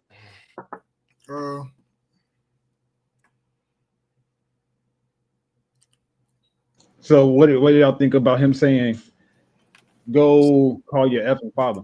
No, he got every right to be. His feelings hurt. He got every right to be. I don't got nothing to say about that. He got every right to be. His feelings hurt. You poured all your all into this. You really set yourself out here and all that stuff. And now you see why men say some of the things that they say. And you see why Untie say some of the things he say. He's not wrong in all the aspects. I just say he wouldn't be totally right neither, but he's not totally wrong neither. Okay. I'm not mad at him for feeling that way either. And that's why I said you gotta at that point, well, he said stepfather, so they're probably married. So that would be grounds to leave. Unless your mother like that. I wouldn't say that's grounds to leave. I wouldn't. So you're gonna divorce the mother because the adult child did that shit? What happened to family? Keeping the nucleus family together. I wouldn't ultimately, well, I mean, it's already a broken family because he's a stepfather. But I wouldn't be mad if he did, unless her mother jumps in and fixes that situation. But just like Be Humble said,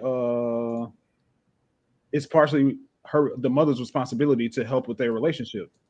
Mother might have to jump back and have a conversation with her daughter and be like, he did this for you, he did this for you, he did this for you.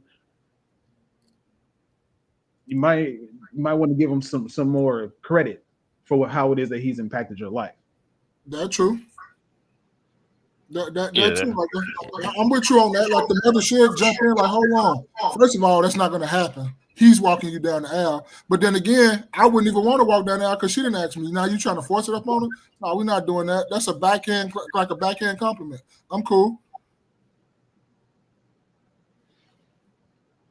Yeah, y'all got anything else? And we close out with the last subject of the day.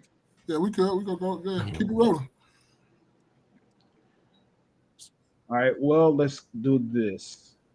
I didn't figure out how I wanted to do this. Last subject. Hey, but before you say the last subject, man, drop one of the clues bombs for your last subject.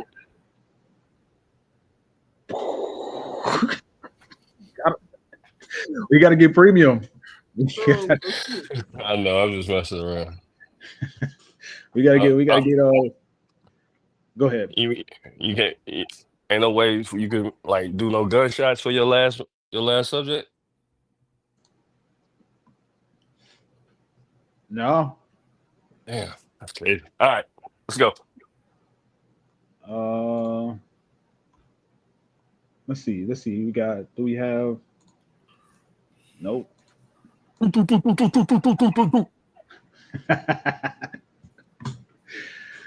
All right. So I just pulled up this video real quick.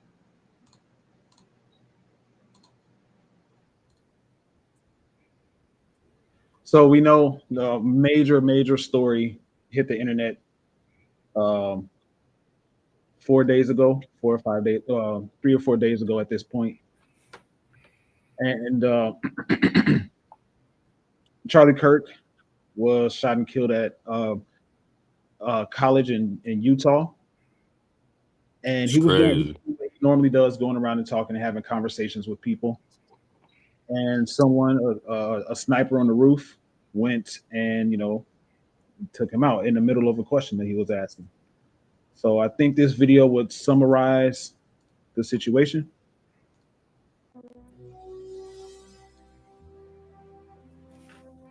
We're going to end today's show by paying tribute to Charlie, letting him tell his story in his own words. Charlie's story had many chapters, shaped by faith and his belief in Christian values. And those values were something he often discussed. The Declaration only refers to God 4 times in the Constitution. It doesn't refer to God at all. And it only articulates the structure of government. Is common law Christian in nature, or is it not? Remember that we were a collection of states and colonies, and you need to read the state constitutions before anything else. In almost every single one of the original state constitutions, Pennsylvania included, they had, I profess Lord and Jesus Christ as my Lord and Savior in the original state constitution. Common law is an outgrowth of the scriptures. So let's go to 3 principles of common law: due process and jury of your peers, wrapped into the ultimate biblical principle that you shall not favor justice if you are rich or poor, which is the idea of blind justice. We get that in the West, which is incorporated also in the New Testament ideal: neither slave nor Greek nor Jew, you're all one in Jesus Christ, which we get the idea of human equality. These are all biblical ideas. They're not Enlightenment ideas, which is they kind of get conflated at the time. But more importantly than that, they say that God was only mentioned 4 times in the Declaration of Independence. Well, that's a big deal. From faith to family, a couple of months ago on Fox and Friends Weekend, he talked about the tough love he and his wife sometimes needed to dish out. Charlie, how old are the kids? About to be 3 and 1 years old. Okay. So we're right in the thick of it. For our daughter, she sometimes screams for a screen. No, actually, you don't get the screen. And shout out to my wife. She's so good at this. Oh, you don't want to eat dinner? Fine. You'll have breakfast and you'll have something next morning. Protecting the family unit was also something Charlie believed was a top priority for America. How are you? What a beautiful kid that is. Thank you. What a gift from God. Yeah. She truly is. She is the biggest blessing. Something that kind of has me like on the fence of whether or not I go kind of like full blown more like conservative or moderate is just seeing how like welfare has like really like destroyed like the family unit. I see that, we're starting to save a lot of money. Do you think that some of that money should go back to maybe like reforming the way that welfare is done to help poor families who do want to kind of pursue that American dream? Great question. The number one objective of any social welfare program should be, how do we keep the family together and put dads back in the family? Yes. That is the number one priority. Every number gets better for every community if dads are around. Every number gets worse when dads are not around. Unfortunately, in the Black community, dads are the most absent of any community. About 2/3 of all Black youth will be raised without a stable father around. And I know it's crazy, right? To have a father figure is a silent way of forming a child to be a mature citizen. And unfortunately, as we've removed dads from families, government has come in and has taken the place. Charlie brought that same passion to his belief in the future of young conservatives. Those of us that are conservatives, we have an uplifting message for America, one that is hopeful, one of family formation, one of church attendance going up, one of business ownership, of entrepreneurship. And think about the message of the Democrats. They say your country is racist, your past is terrible, your entire nation is irrelevant and should not really exist in its current form. They say you might die of climate change and that systemic racism is everywhere. What a depressing worldview, and the impact has been culturally transformational. The movement is ascendant and growing, and everybody in this audience, I hope you understand, we are seeing the greatest generational shift since Woodstock. We are seeing a generation that was supposed to be liberal, supposed to be progressive, becoming increasingly conservative, and that is, for the Democrats, an existential dilemma for them and their political future. And finally, Charlie let us all know what he hoped would be his legacy. How would you want to be remembered? I want to be remembered for courage for my faith. That would be the most important thing. Most important thing is my faith. When Charlie spoke of faith, when he spoke of the Bible, when he spoke of the founding principles of the United States of America, it flowed out of him effortlessly. Charlie may not have had a college degree, but he was full of more wisdom than anyone else today doing what we do. And now we can all hope to do what was done by Charlie. Thank you for joining us today. We will continue to honor and remember the incredible life and legacy of our friend, Charlie Kirk. Now, it is time for the 5.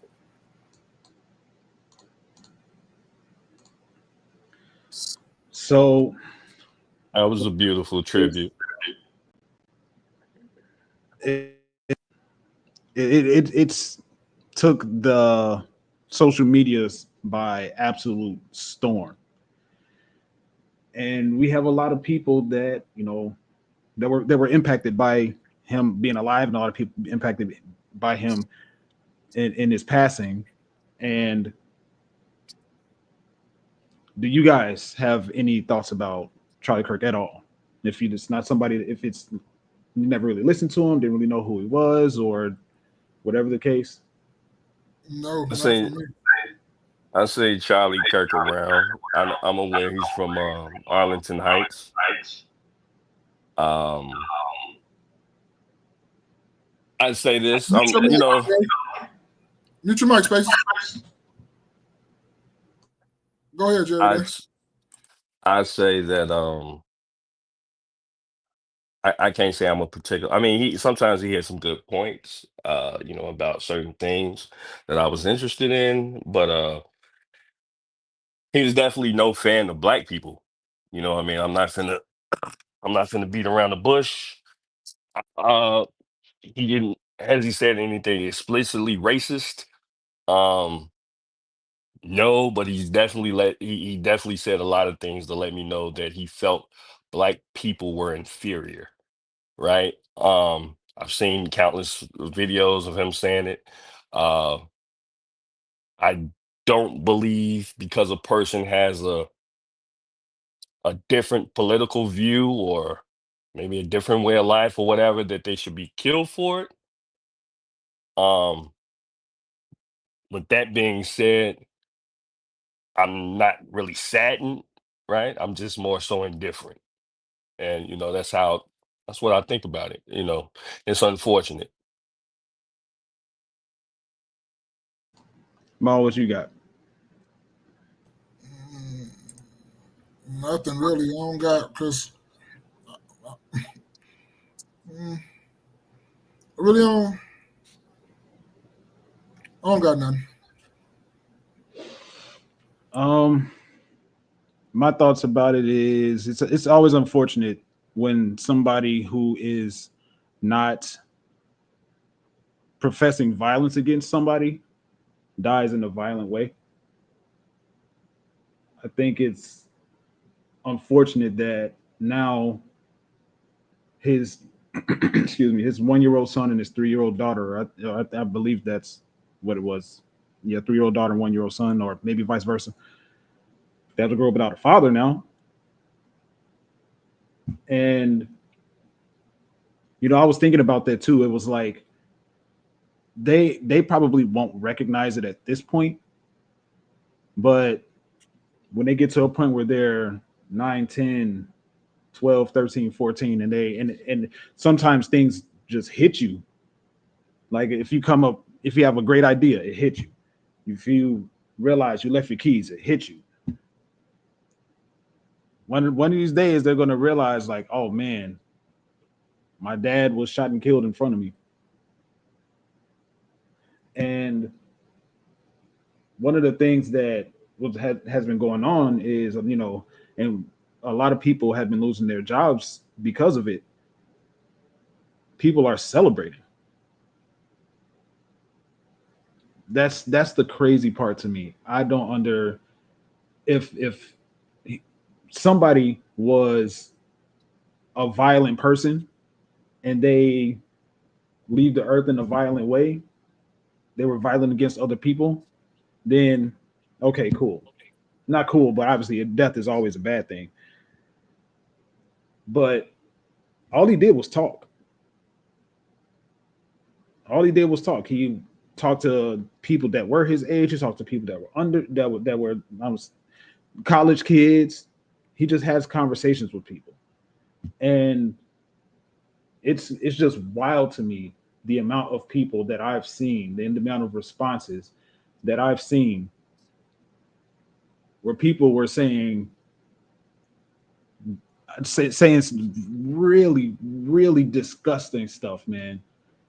It's one thing for somebody to say good riddance or something like that, but people just vitriolic, just evil comments, bro.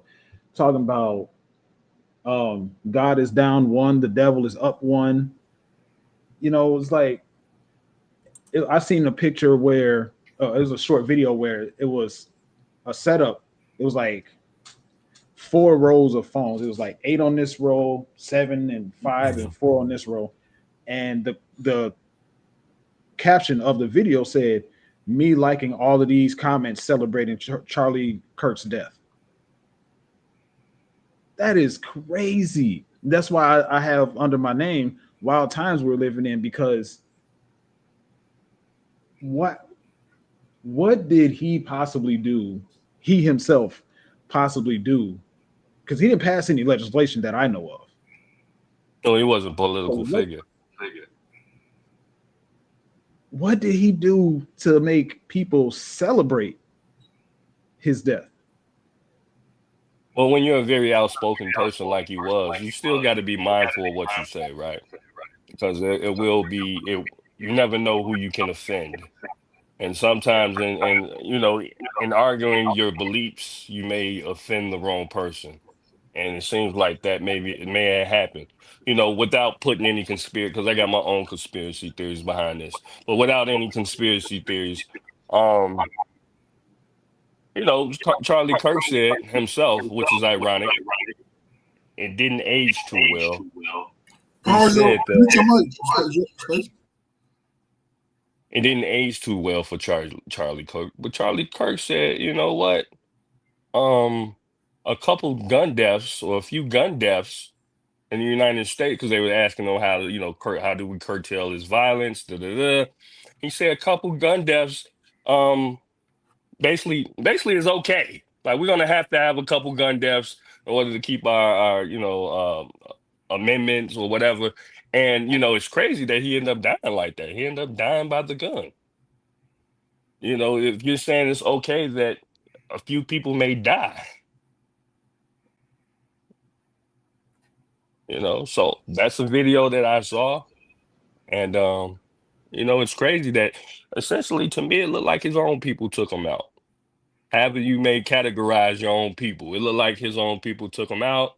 And it was a situation that they start closing down HBCUs because there were attacks on HBCUs after somebody killed him who clearly wasn't Black.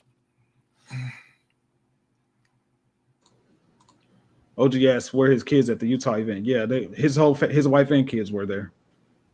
If I'm not, I haven't been able to confirm if they were specifically in the same vicinity as the whole thing that happened, like they were in the audience, or if they might have been inside somewhere. They're probably inside though, because I don't think he probably wanted his kids to hear the back and forth going, and I think they probably was in a booth or somewhere, probably looking down or something like that. But I don't think they were actually at like outside at the event. I don't think that though.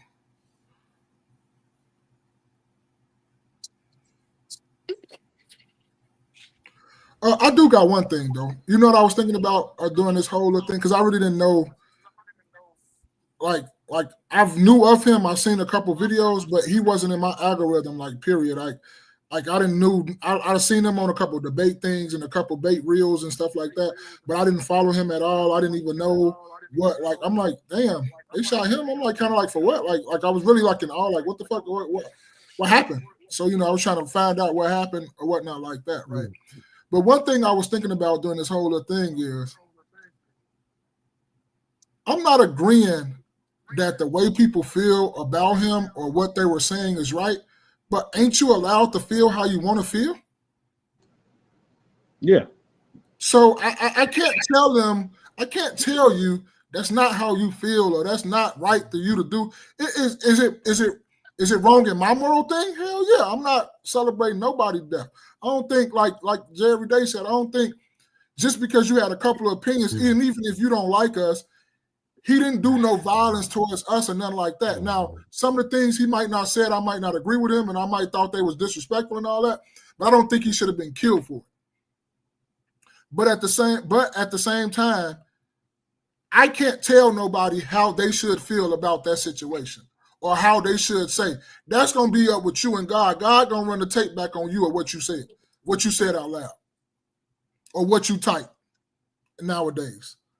So for me or for anybody to tell people that they're wilding about what they said, probably in your moral compass and your moral judgment, because we all morally different, yeah, they probably is wild. But probably in their moral compass and they justify it. Well, the reason why I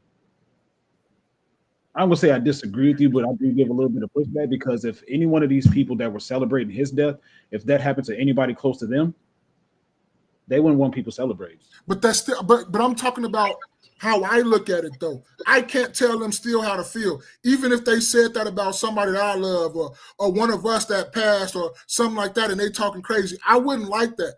But that's still their that's the way they was grew up, and that's the way they was raised morally. I can't tell nobody and make nobody switch how they morally wrong. I know morally that's wrong in my eye. Like Jerry Day say, just because you got morals and your morals say that that's not cool, that's not other people's morals saying that that's not cool. That's just your morals saying it's not cool. I don't, there are some baseline things that we can make a general sentiment on that are wrong. In one person's mind, it might be in our moral code, it is not okay to steal. But in one person's code, it is okay to steal as long as it's providing for your family or something like that. Overall, objectively, stealing is wrong. Celebrating someone's death who just had a different opinion from you, celebrating it, that's wrong. But that's what you say, and that's what I say. But that's might not how they feel or they whatever. I can't tell nobody how to feel, bro. But that's what I'm saying, though. It's if something happened to any one of these people's, somebody close to any one of these people, they wouldn't be saying what you're saying right now. They would be saying what I'm saying. They would be saying it's not right to celebrate somebody's death. And you're 100% right. I'm not disagreeing with you at all. I don't think you should be celebrating nobody's death neither. But I'm just saying that's just how they feel. That's how they was grew up. That's how this internet got people. Internet got people just going crazy and just doing shit that you shouldn't be doing morally and just all that. That's what this internet done to people. But I'm just saying, from my point of view, I'm not celebrating nobody's death because I know that shit ain't nothing to play with because you don't come back from that. And I told y'all a long time ago, this internet shit is crazy, weird, wild, all that, and rolled up in one. As many people as it helped save, it's done stuff for 100,000 to 200,000 to 200 million, it has fucked up. And that's one of the fucked up things about this internet thing of what you're talking about. Because sometimes, like a lot of people say, even if you don't like them and you ain't had nothing good to say about them, you don't have to say shit. You don't have to say nothing at all. But if you do want to say something, just know when God run the tape about what you said, you're going to have to answer to that. Right. Too as well.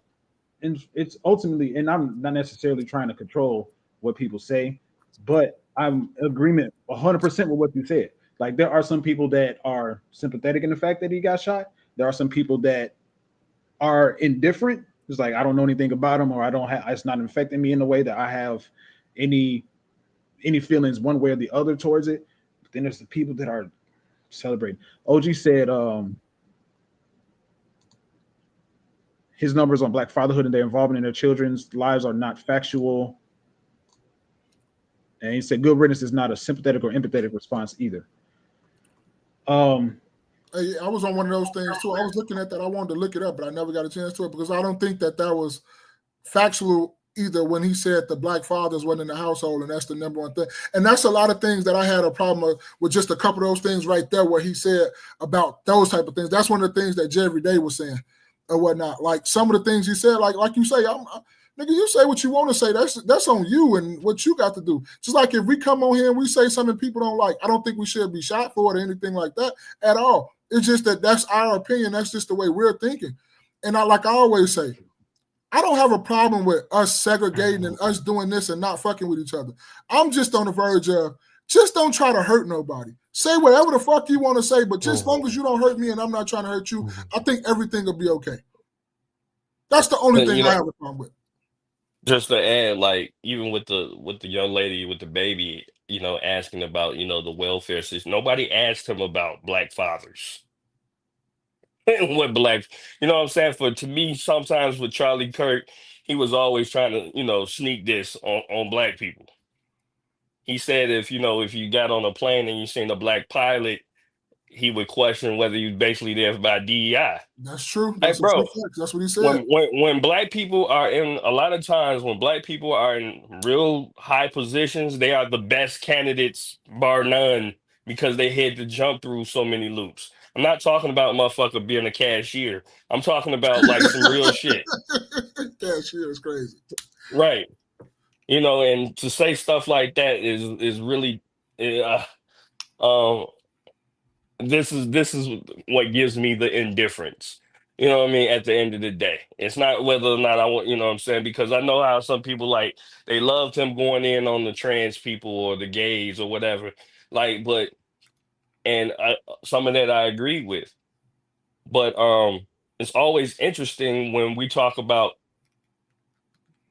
when white people talk about black issues or things that affect black people to other white people. Like why we again I'll just bring it back to what I was talking about the lady. She wasn't asking about black fathers. She's just talking in general. Just leave it in general.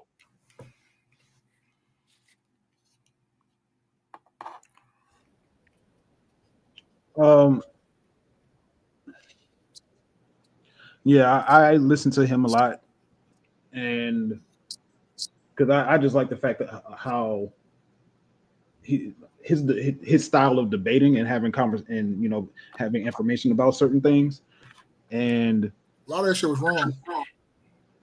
Huh? A lot of that shit was wrong, and they're not right.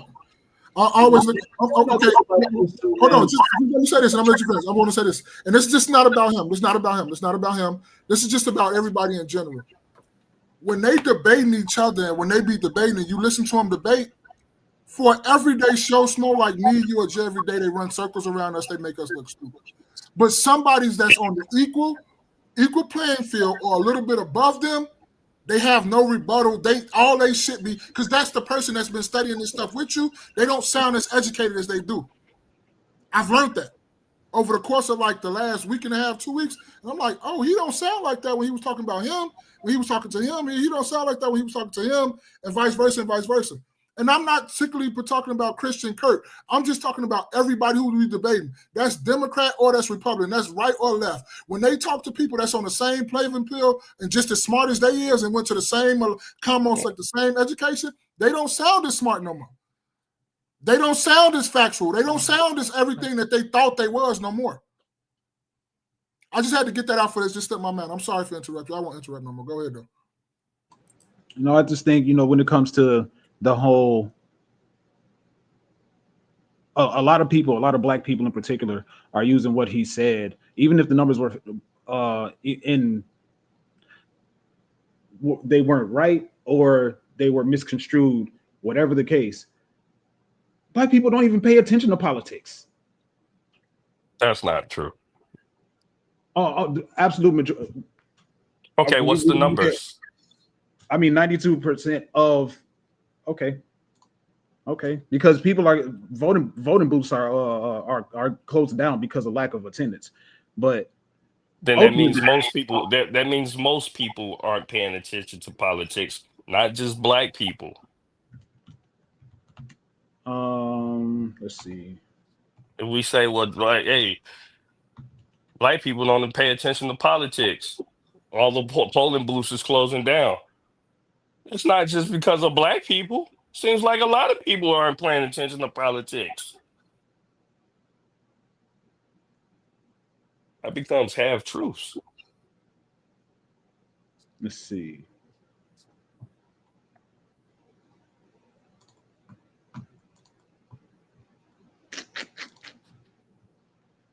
OG said it's not the internet, it's the people on the internet. He will spout racist tropes and hide behind claiming his Christianity.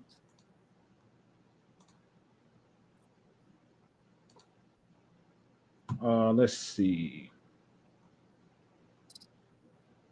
How do I? That's going to require some research, but let's see. It's okay. On the Shit, surface, maybe next time. no, because I mean, it's easy to just like we were saying earlier in the conversation. It's easy to just look up something and find the answer you want without context, right? So, in 2024, the presidential election, 59.6% of eligible Black Americans voted, and the turnout declined by 3 percentage points compared to 2020. So it's easy to look at this and say, well, yeah, 60%, let's just say solid 60% of Black people pay attention to politics. But they? There's a difference. There's a difference between participation and paying attention, though. I was just going to say the same thing when you got through talking. I promise you I will.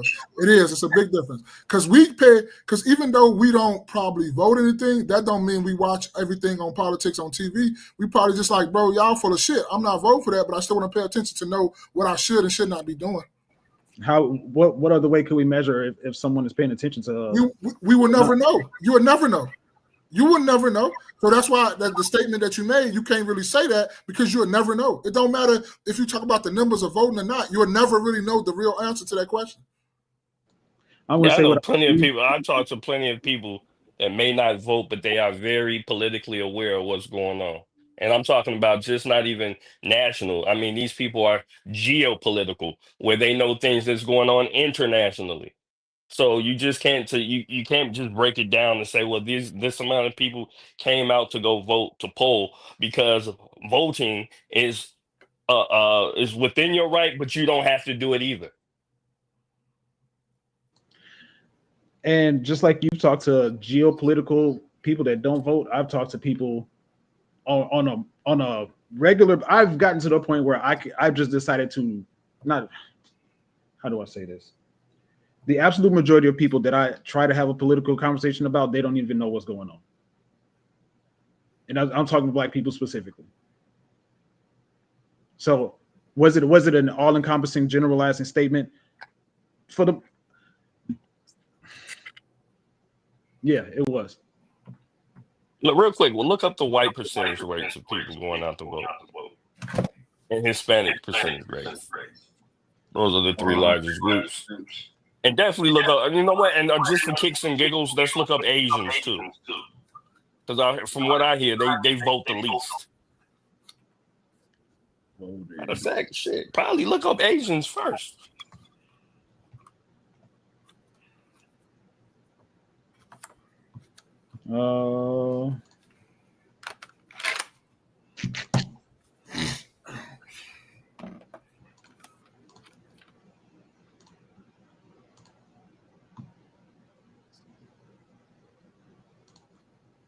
Be humble. Say, oh, let's say, go ahead. Is that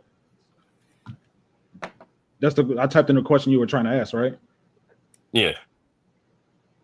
So 70% of non-Hispanic white citizens turn out 2024. Okay. Now put in Hispanic just real quick, and then Asian.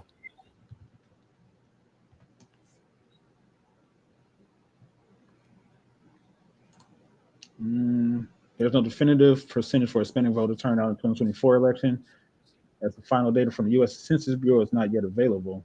However, multiple sources provide key statistics on voter behavior. Okay, cool. Let's do Asian.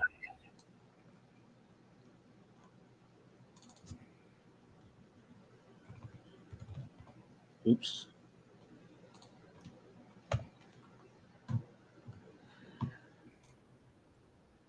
Um, 58 presidential election in 2024. 58% of eligible Asian American citizens voted. Say, and then they also see it says later higher than the Latino, which is 51%. Okay. slightly lower than the black voters, 65%. Okay, seems like blacks are on par. I mean, I'm talking about. Thought we were using voting. Well, this part of the conversation came from when I said black people don't pay attention to what I say. Don't pay attention to politics. Yeah. Most people are blind voters. Right, but you brought up vote blue no matter who. But you pulled up, you're the one who pulled up the percentage rates and said, well, how else are we supposed to judge?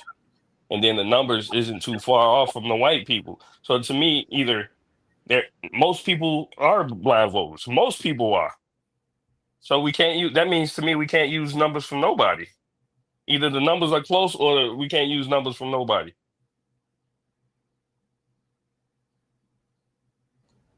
I was speaking from my specific experience when trying to have these conversations, and most people didn't. So it's anecdotal, especially the black people that have all this vitriol against them. And I'm not talking about you in particular, but they didn't even know who he was before he died. People are catching word of mouth that he has this sort of goal or sneak dissing towards black people. They're finding that out from other people. I've seen a whole bunch of people. But his video that he did, though, regardless. What it is that he's saying, they'll listen to 20 seconds of an 8-minute long conversation with a particular person and say, yeah, he didn't like black people. He wouldn't come out. He's not going to come out and say, I don't like black people. Again, that's why I said he never said anything directly racist. However, his rhetoric definitely suggests that black people were inferior. Definitely did. You said it many of times. He's been around for a minute. Dude from Illinois. He's been around for Charlie Kirk's been around for like 10 years that I know. Right, but most of these people who are making these videos and all this and showing all this stuff didn't even know who he was. But the video is not. But there's video out there, whether they know him or not. There's video out there suggests that he was suggesting that black people were inferior. Is what I'm saying. Yeah, and you know, I've watched live streams. Watched live streams of people putting together. If people can go through our stuff, our videos, and if they have a particular goal that they're trying to put together or a specific thing that they're trying to say, they can take bits and pieces of any of our conversations and take whatever narrative they want to have with it. Absolutely. And that's what's happening. But I'm not. But we're not on a stage like that. To you know what I'm saying. And even if they did, which is cool, all I'm saying is he's at lectures. He's on TV. He's in the media. You know what I mean? And he's having these discussions, and he said certain things, so they're able to pull it up, and yeah, we can point to that and say, yeah, he definitely had this ideology as if, you know, black people were more inferior. Then, you know, and which is cool if that's his thought. But ultimately, black people were not the people that killed him. So, you know what I'm saying? That's what I look at it. Ultimately, as much whatever issues he may have had with black people, you know what I mean? Ultimately, he may have had with George Floyd because he was a person against George Floyd as well, and everybody else that normally died, all the black people that normally died. He always had something to say. You know what I mean? About not just black people.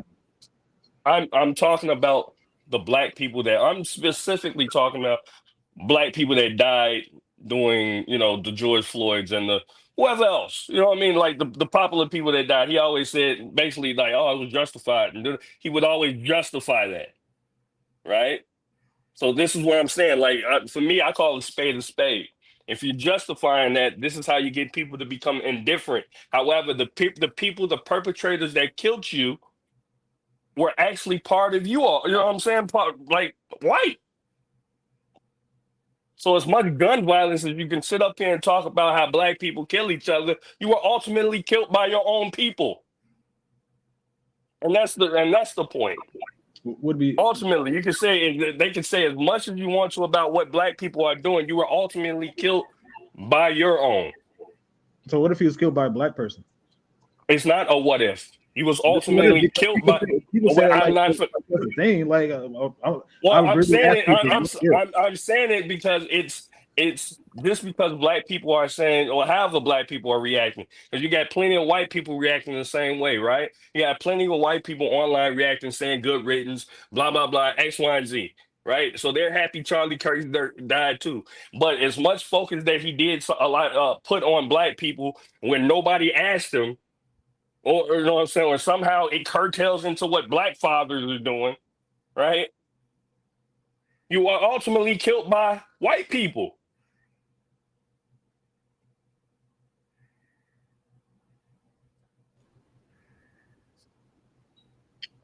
I don't understand the why people point that out. Like, okay, I'm not people. I pointed it out. I mean, no, everybody's pointed out. You're not the only person that's saying that. because that's important. Because you sit up there and talk about what black people are doing, right? Black people consistently kill each other. You Does that got make ultimately. I'm not saying it's right. Never said it was. If that was going to be your question, what I no? said was If you're I can finish ultimately my statement, I wasn't going to say that. I was going to say, okay. does him being killed by a white person make anything about what he would say when he had these conversations about black people committing certain acts of violence against other black people any less true? No, what it means is focus on your community and what you got going on. That's what it means. Because you're not coming to black university speaking. So go. No, I'm What? saying in general. No, I know he has. Well, I'm saying in general, right? So when he got shot, at the moment he got shot, what were they asking him at the moment he got shot? I don't Because I know know. you follow this. I think it was something like a trans question, if I'm not mistaken. No, they were asking him about mass shootings, right? And then he turned it into gangs. Well, you know what I'm saying? We also call them gangs. So when I hear gangs and gang violence, to me that's code word for black, because people have certain trigger words that they use. So when I hear that, we count, and they were talking about gun violence, and then he just happened to get shot. Again, I'm a person. I'm not celebrating it. I'm indifferent to it, right?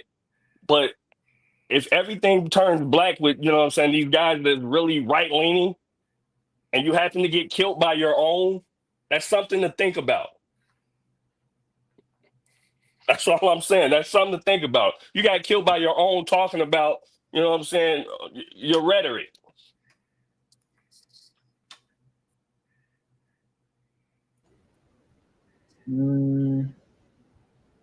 Look, I'm not here to convince. You know what I mean? This is what I think. I'm not here to convince. It just is what it is. But though, would that be the same? Like they'll say that was black on black crime for us. Would that be white on white crime for them? Absolutely. Look, Malcolm X got killed by his own people, right? So you know what I mean. Malcolm X got killed by his own people. So it's not like it's uncommon, right? He was ruffling some feathers that people didn't like. And the Nation of Islam, in general, was a peaceful group of people. He got killed by somebody in his own crew. I mean, granted, they set it up. It was COINTELPRO. But go ahead, Ma. No, I just wanted to ask the question about the white on, because you know they always say the black on black crime, but white people kill white people at an alarming rate too. But we don't have that conversation. We never had that conversation. It's not even an afterthought or anything, though, and that's crazy. That's really, really crazy. So OG said he was about racist tropes and hide behind claiming it's Christianity. You send me clips of stuff all the time on IG. You don't even listen to whole conversations, OG. Be Humble says Spaces. How many whites do you talk to? Anyone that I can that I feel like I can have a conversation with. Let's see. You should find more people to interact with. I interact with You don't know my circle, bro. I have a very wide circle. Most Republicans are blind voters. I don't disagree. I don't.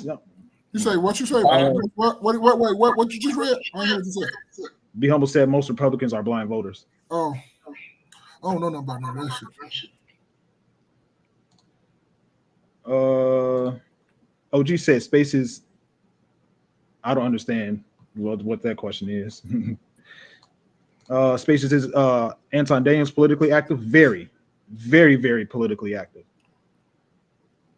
General in like national politics and local politics in Detroit. So what your point is irrelevant? I don't know what point you're talking about, but my point is always relevant. Not yours isn't. You just like to be contrarian to me on purpose, but it's cool. I like it. OG said, I think he's talking about Charlie Kirk wasn't a politician, but he talked politics. So yes, and yes. Blind meaning no research. Yes, that's what I'm talking about. Be Humble said, if all you talk negative on blacks and never call out any other, there is a problem. He talked about. Did you listen to him? He talked about all kinds of stuff. He talked about all kinds of stuff. He talked about trans. He talked about war. He talked about politics. What are you talking about? Let me ask you something, Spacer. Do you talk? Let me ask you this. Do you talk about what goes on in the white community? Like just in general, like you having a conversation with other blacks about what's going on in the white community? Sometimes. You do? Like what? Whatever the subject is at hand. Well, give me an example. Like just something random, like what's going on in the white community? I talk to white people about that white. No, not white people. I'm talking about. Do you talk to black people, other black people about what white people are doing? Yeah, I talk to black people about the white city that in Alabama that they're putting together. But yeah, but that's more so a segregation thing. I'm talking about just in general, like, hey, white people are, you know what I'm saying, as far as like father issues or whatever. Do you talk like that? You know what I mean? I feel like the white community that white people are putting together, that's almost, how do you feel about them doing that? Versus like, okay, would you talk to black people about white people's suicide, you know, about their suicide issues? Would you talk to them about that? If the conversation goes in that direction, or if it's something that I think I want to talk about, sure. Right. So how often do you do that? I don't have a count. Like I don't know. I mean, obviously, I'm not saying you have a count, but what I'm saying, what I'm basically getting to, is that I don't understand why white people consistently talk about what black people are doing to other white people. Why can't they? It's the conversation. I don't understand why people say stuff like that. Black people only talk to black people about black stuff. White people talk to white people about because it's not affecting you. If you're saying what black people should be doing to other white people, how is that like? It's just obviously, yeah, it's this conversation, but what's the point? Because people can say whatever they want to say, right? I know you can, but what's the point? You have a conversation. Why does it? But what's the point? What are we getting at? They're supposed to be looking to try to change something about it. People talk about stuff all the time. It's just conversation. I understand that, but that type of stuff is making clearly it makes news, it makes headlines. You know what I mean? So therefore, if you're talking to a group of white kids about what black people are doing, like for what? Because people can talk. I know that. I'm not slow. We're talking. That's what I'm saying. Like you said, for what? Well, like, what is an acceptable answer to that question that you're asking? Like, because what kind of answer are you looking for? I'm not looking for. What I'm looking for is for you to act. Well, not you, but if you're going to do something, have a goal in mind. That's what I'm talking about. What's the goal? What's the end goal? Just to sit up and talk about what black people are doing? And I say that even when black people are talking. What's the end goal behind what we're talking about? Otherwise, you're just fucking talking. Okay, that happens all of the time. Okay, well, with everybody. But no, because you just said you don't often do that with white. You don't have a conversation with other black people often talking about what white people doing. Yeah, I talk. I don't do. talk to black people. So You said you don't often do that. I don't have the conversations often, but I do. You said, do I? And I said, I don't have a specific amount is what I said. And Be Humble said, I only talk about one. I only mention one topic because he asked, what is something? Okay, give me something else. Give me something else. The absolute, who listens to, I say this to all kinds of people. The absolute majority of people who listen to country music are often unalive themselves. And who often listens to country music? Do I have to have a particular goal in having that fact? No, I don't. It's just a fact that I read and I was just regurgitating, and I said it to black people. What's the point? I don't get this. So are we saying the point of conversation is not to have a point? The point of conversation is just to talk? That's what most conversation doesn't have a particular goal in the end. And that's the problem. Did you know what's going on? Did you know that this happened? It's just like, well, if you ask a person, did you know that this was going on? As well. If you ask a person, did you know this was going on? That's information that you're trying to, you're trying to keep a person informed. Just to say that black people, black people need to do this, but you're talking to another white person, that makes no fucking sense. So that's the black people did? Absolutely. Why not? They do. A lot of people do. A lot of white people say a lot of stuff, and then that has a whole that can go one way or the other with that happening. But it happens. It happens. How often is somebody of Charlie Kirk's statue is saying what black people should be doing to other black people? He goes to universities and talks to the HBCUs and talks to the students there. Thus, I understand that. What I'm also saying is it becomes a conversation, right? So if you're in Utah, right, you're having these conversations. If you had a conversation at an HBCU, what black people are doing, cool. The fuck you doing in Utah talking about what black people should be doing or wherever else that there ain't really no black people there. If you direct it to the audience that you're looking at, that makes no sense to me. Why would I'm in fucking Vermont talking about what black people should be doing at the University of Vermont. The fuck? How did he get on that subject? And that's a legitimate question because I've watched a lot of his videos when he would be at the college, and the person that comes up to the mic is a white person, and they ask him a question about black people, and he responds to it. So what he's supposed to say? I'm not black. I can't talk about that. No, you can definitely move past the question though. I'm not gonna talk about that right now. You can definitely do that because also people are put in place. To me, that doesn't make sense. Like people are put in place also.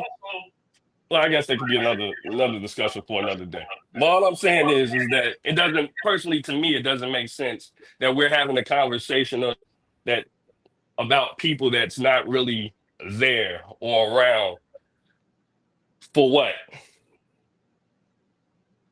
And that's my whole thing again about not just Charlie Kirk, but a lot of those guys on the left, on the right.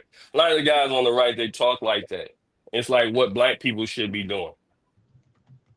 What black people should be doing. And I'm interesting.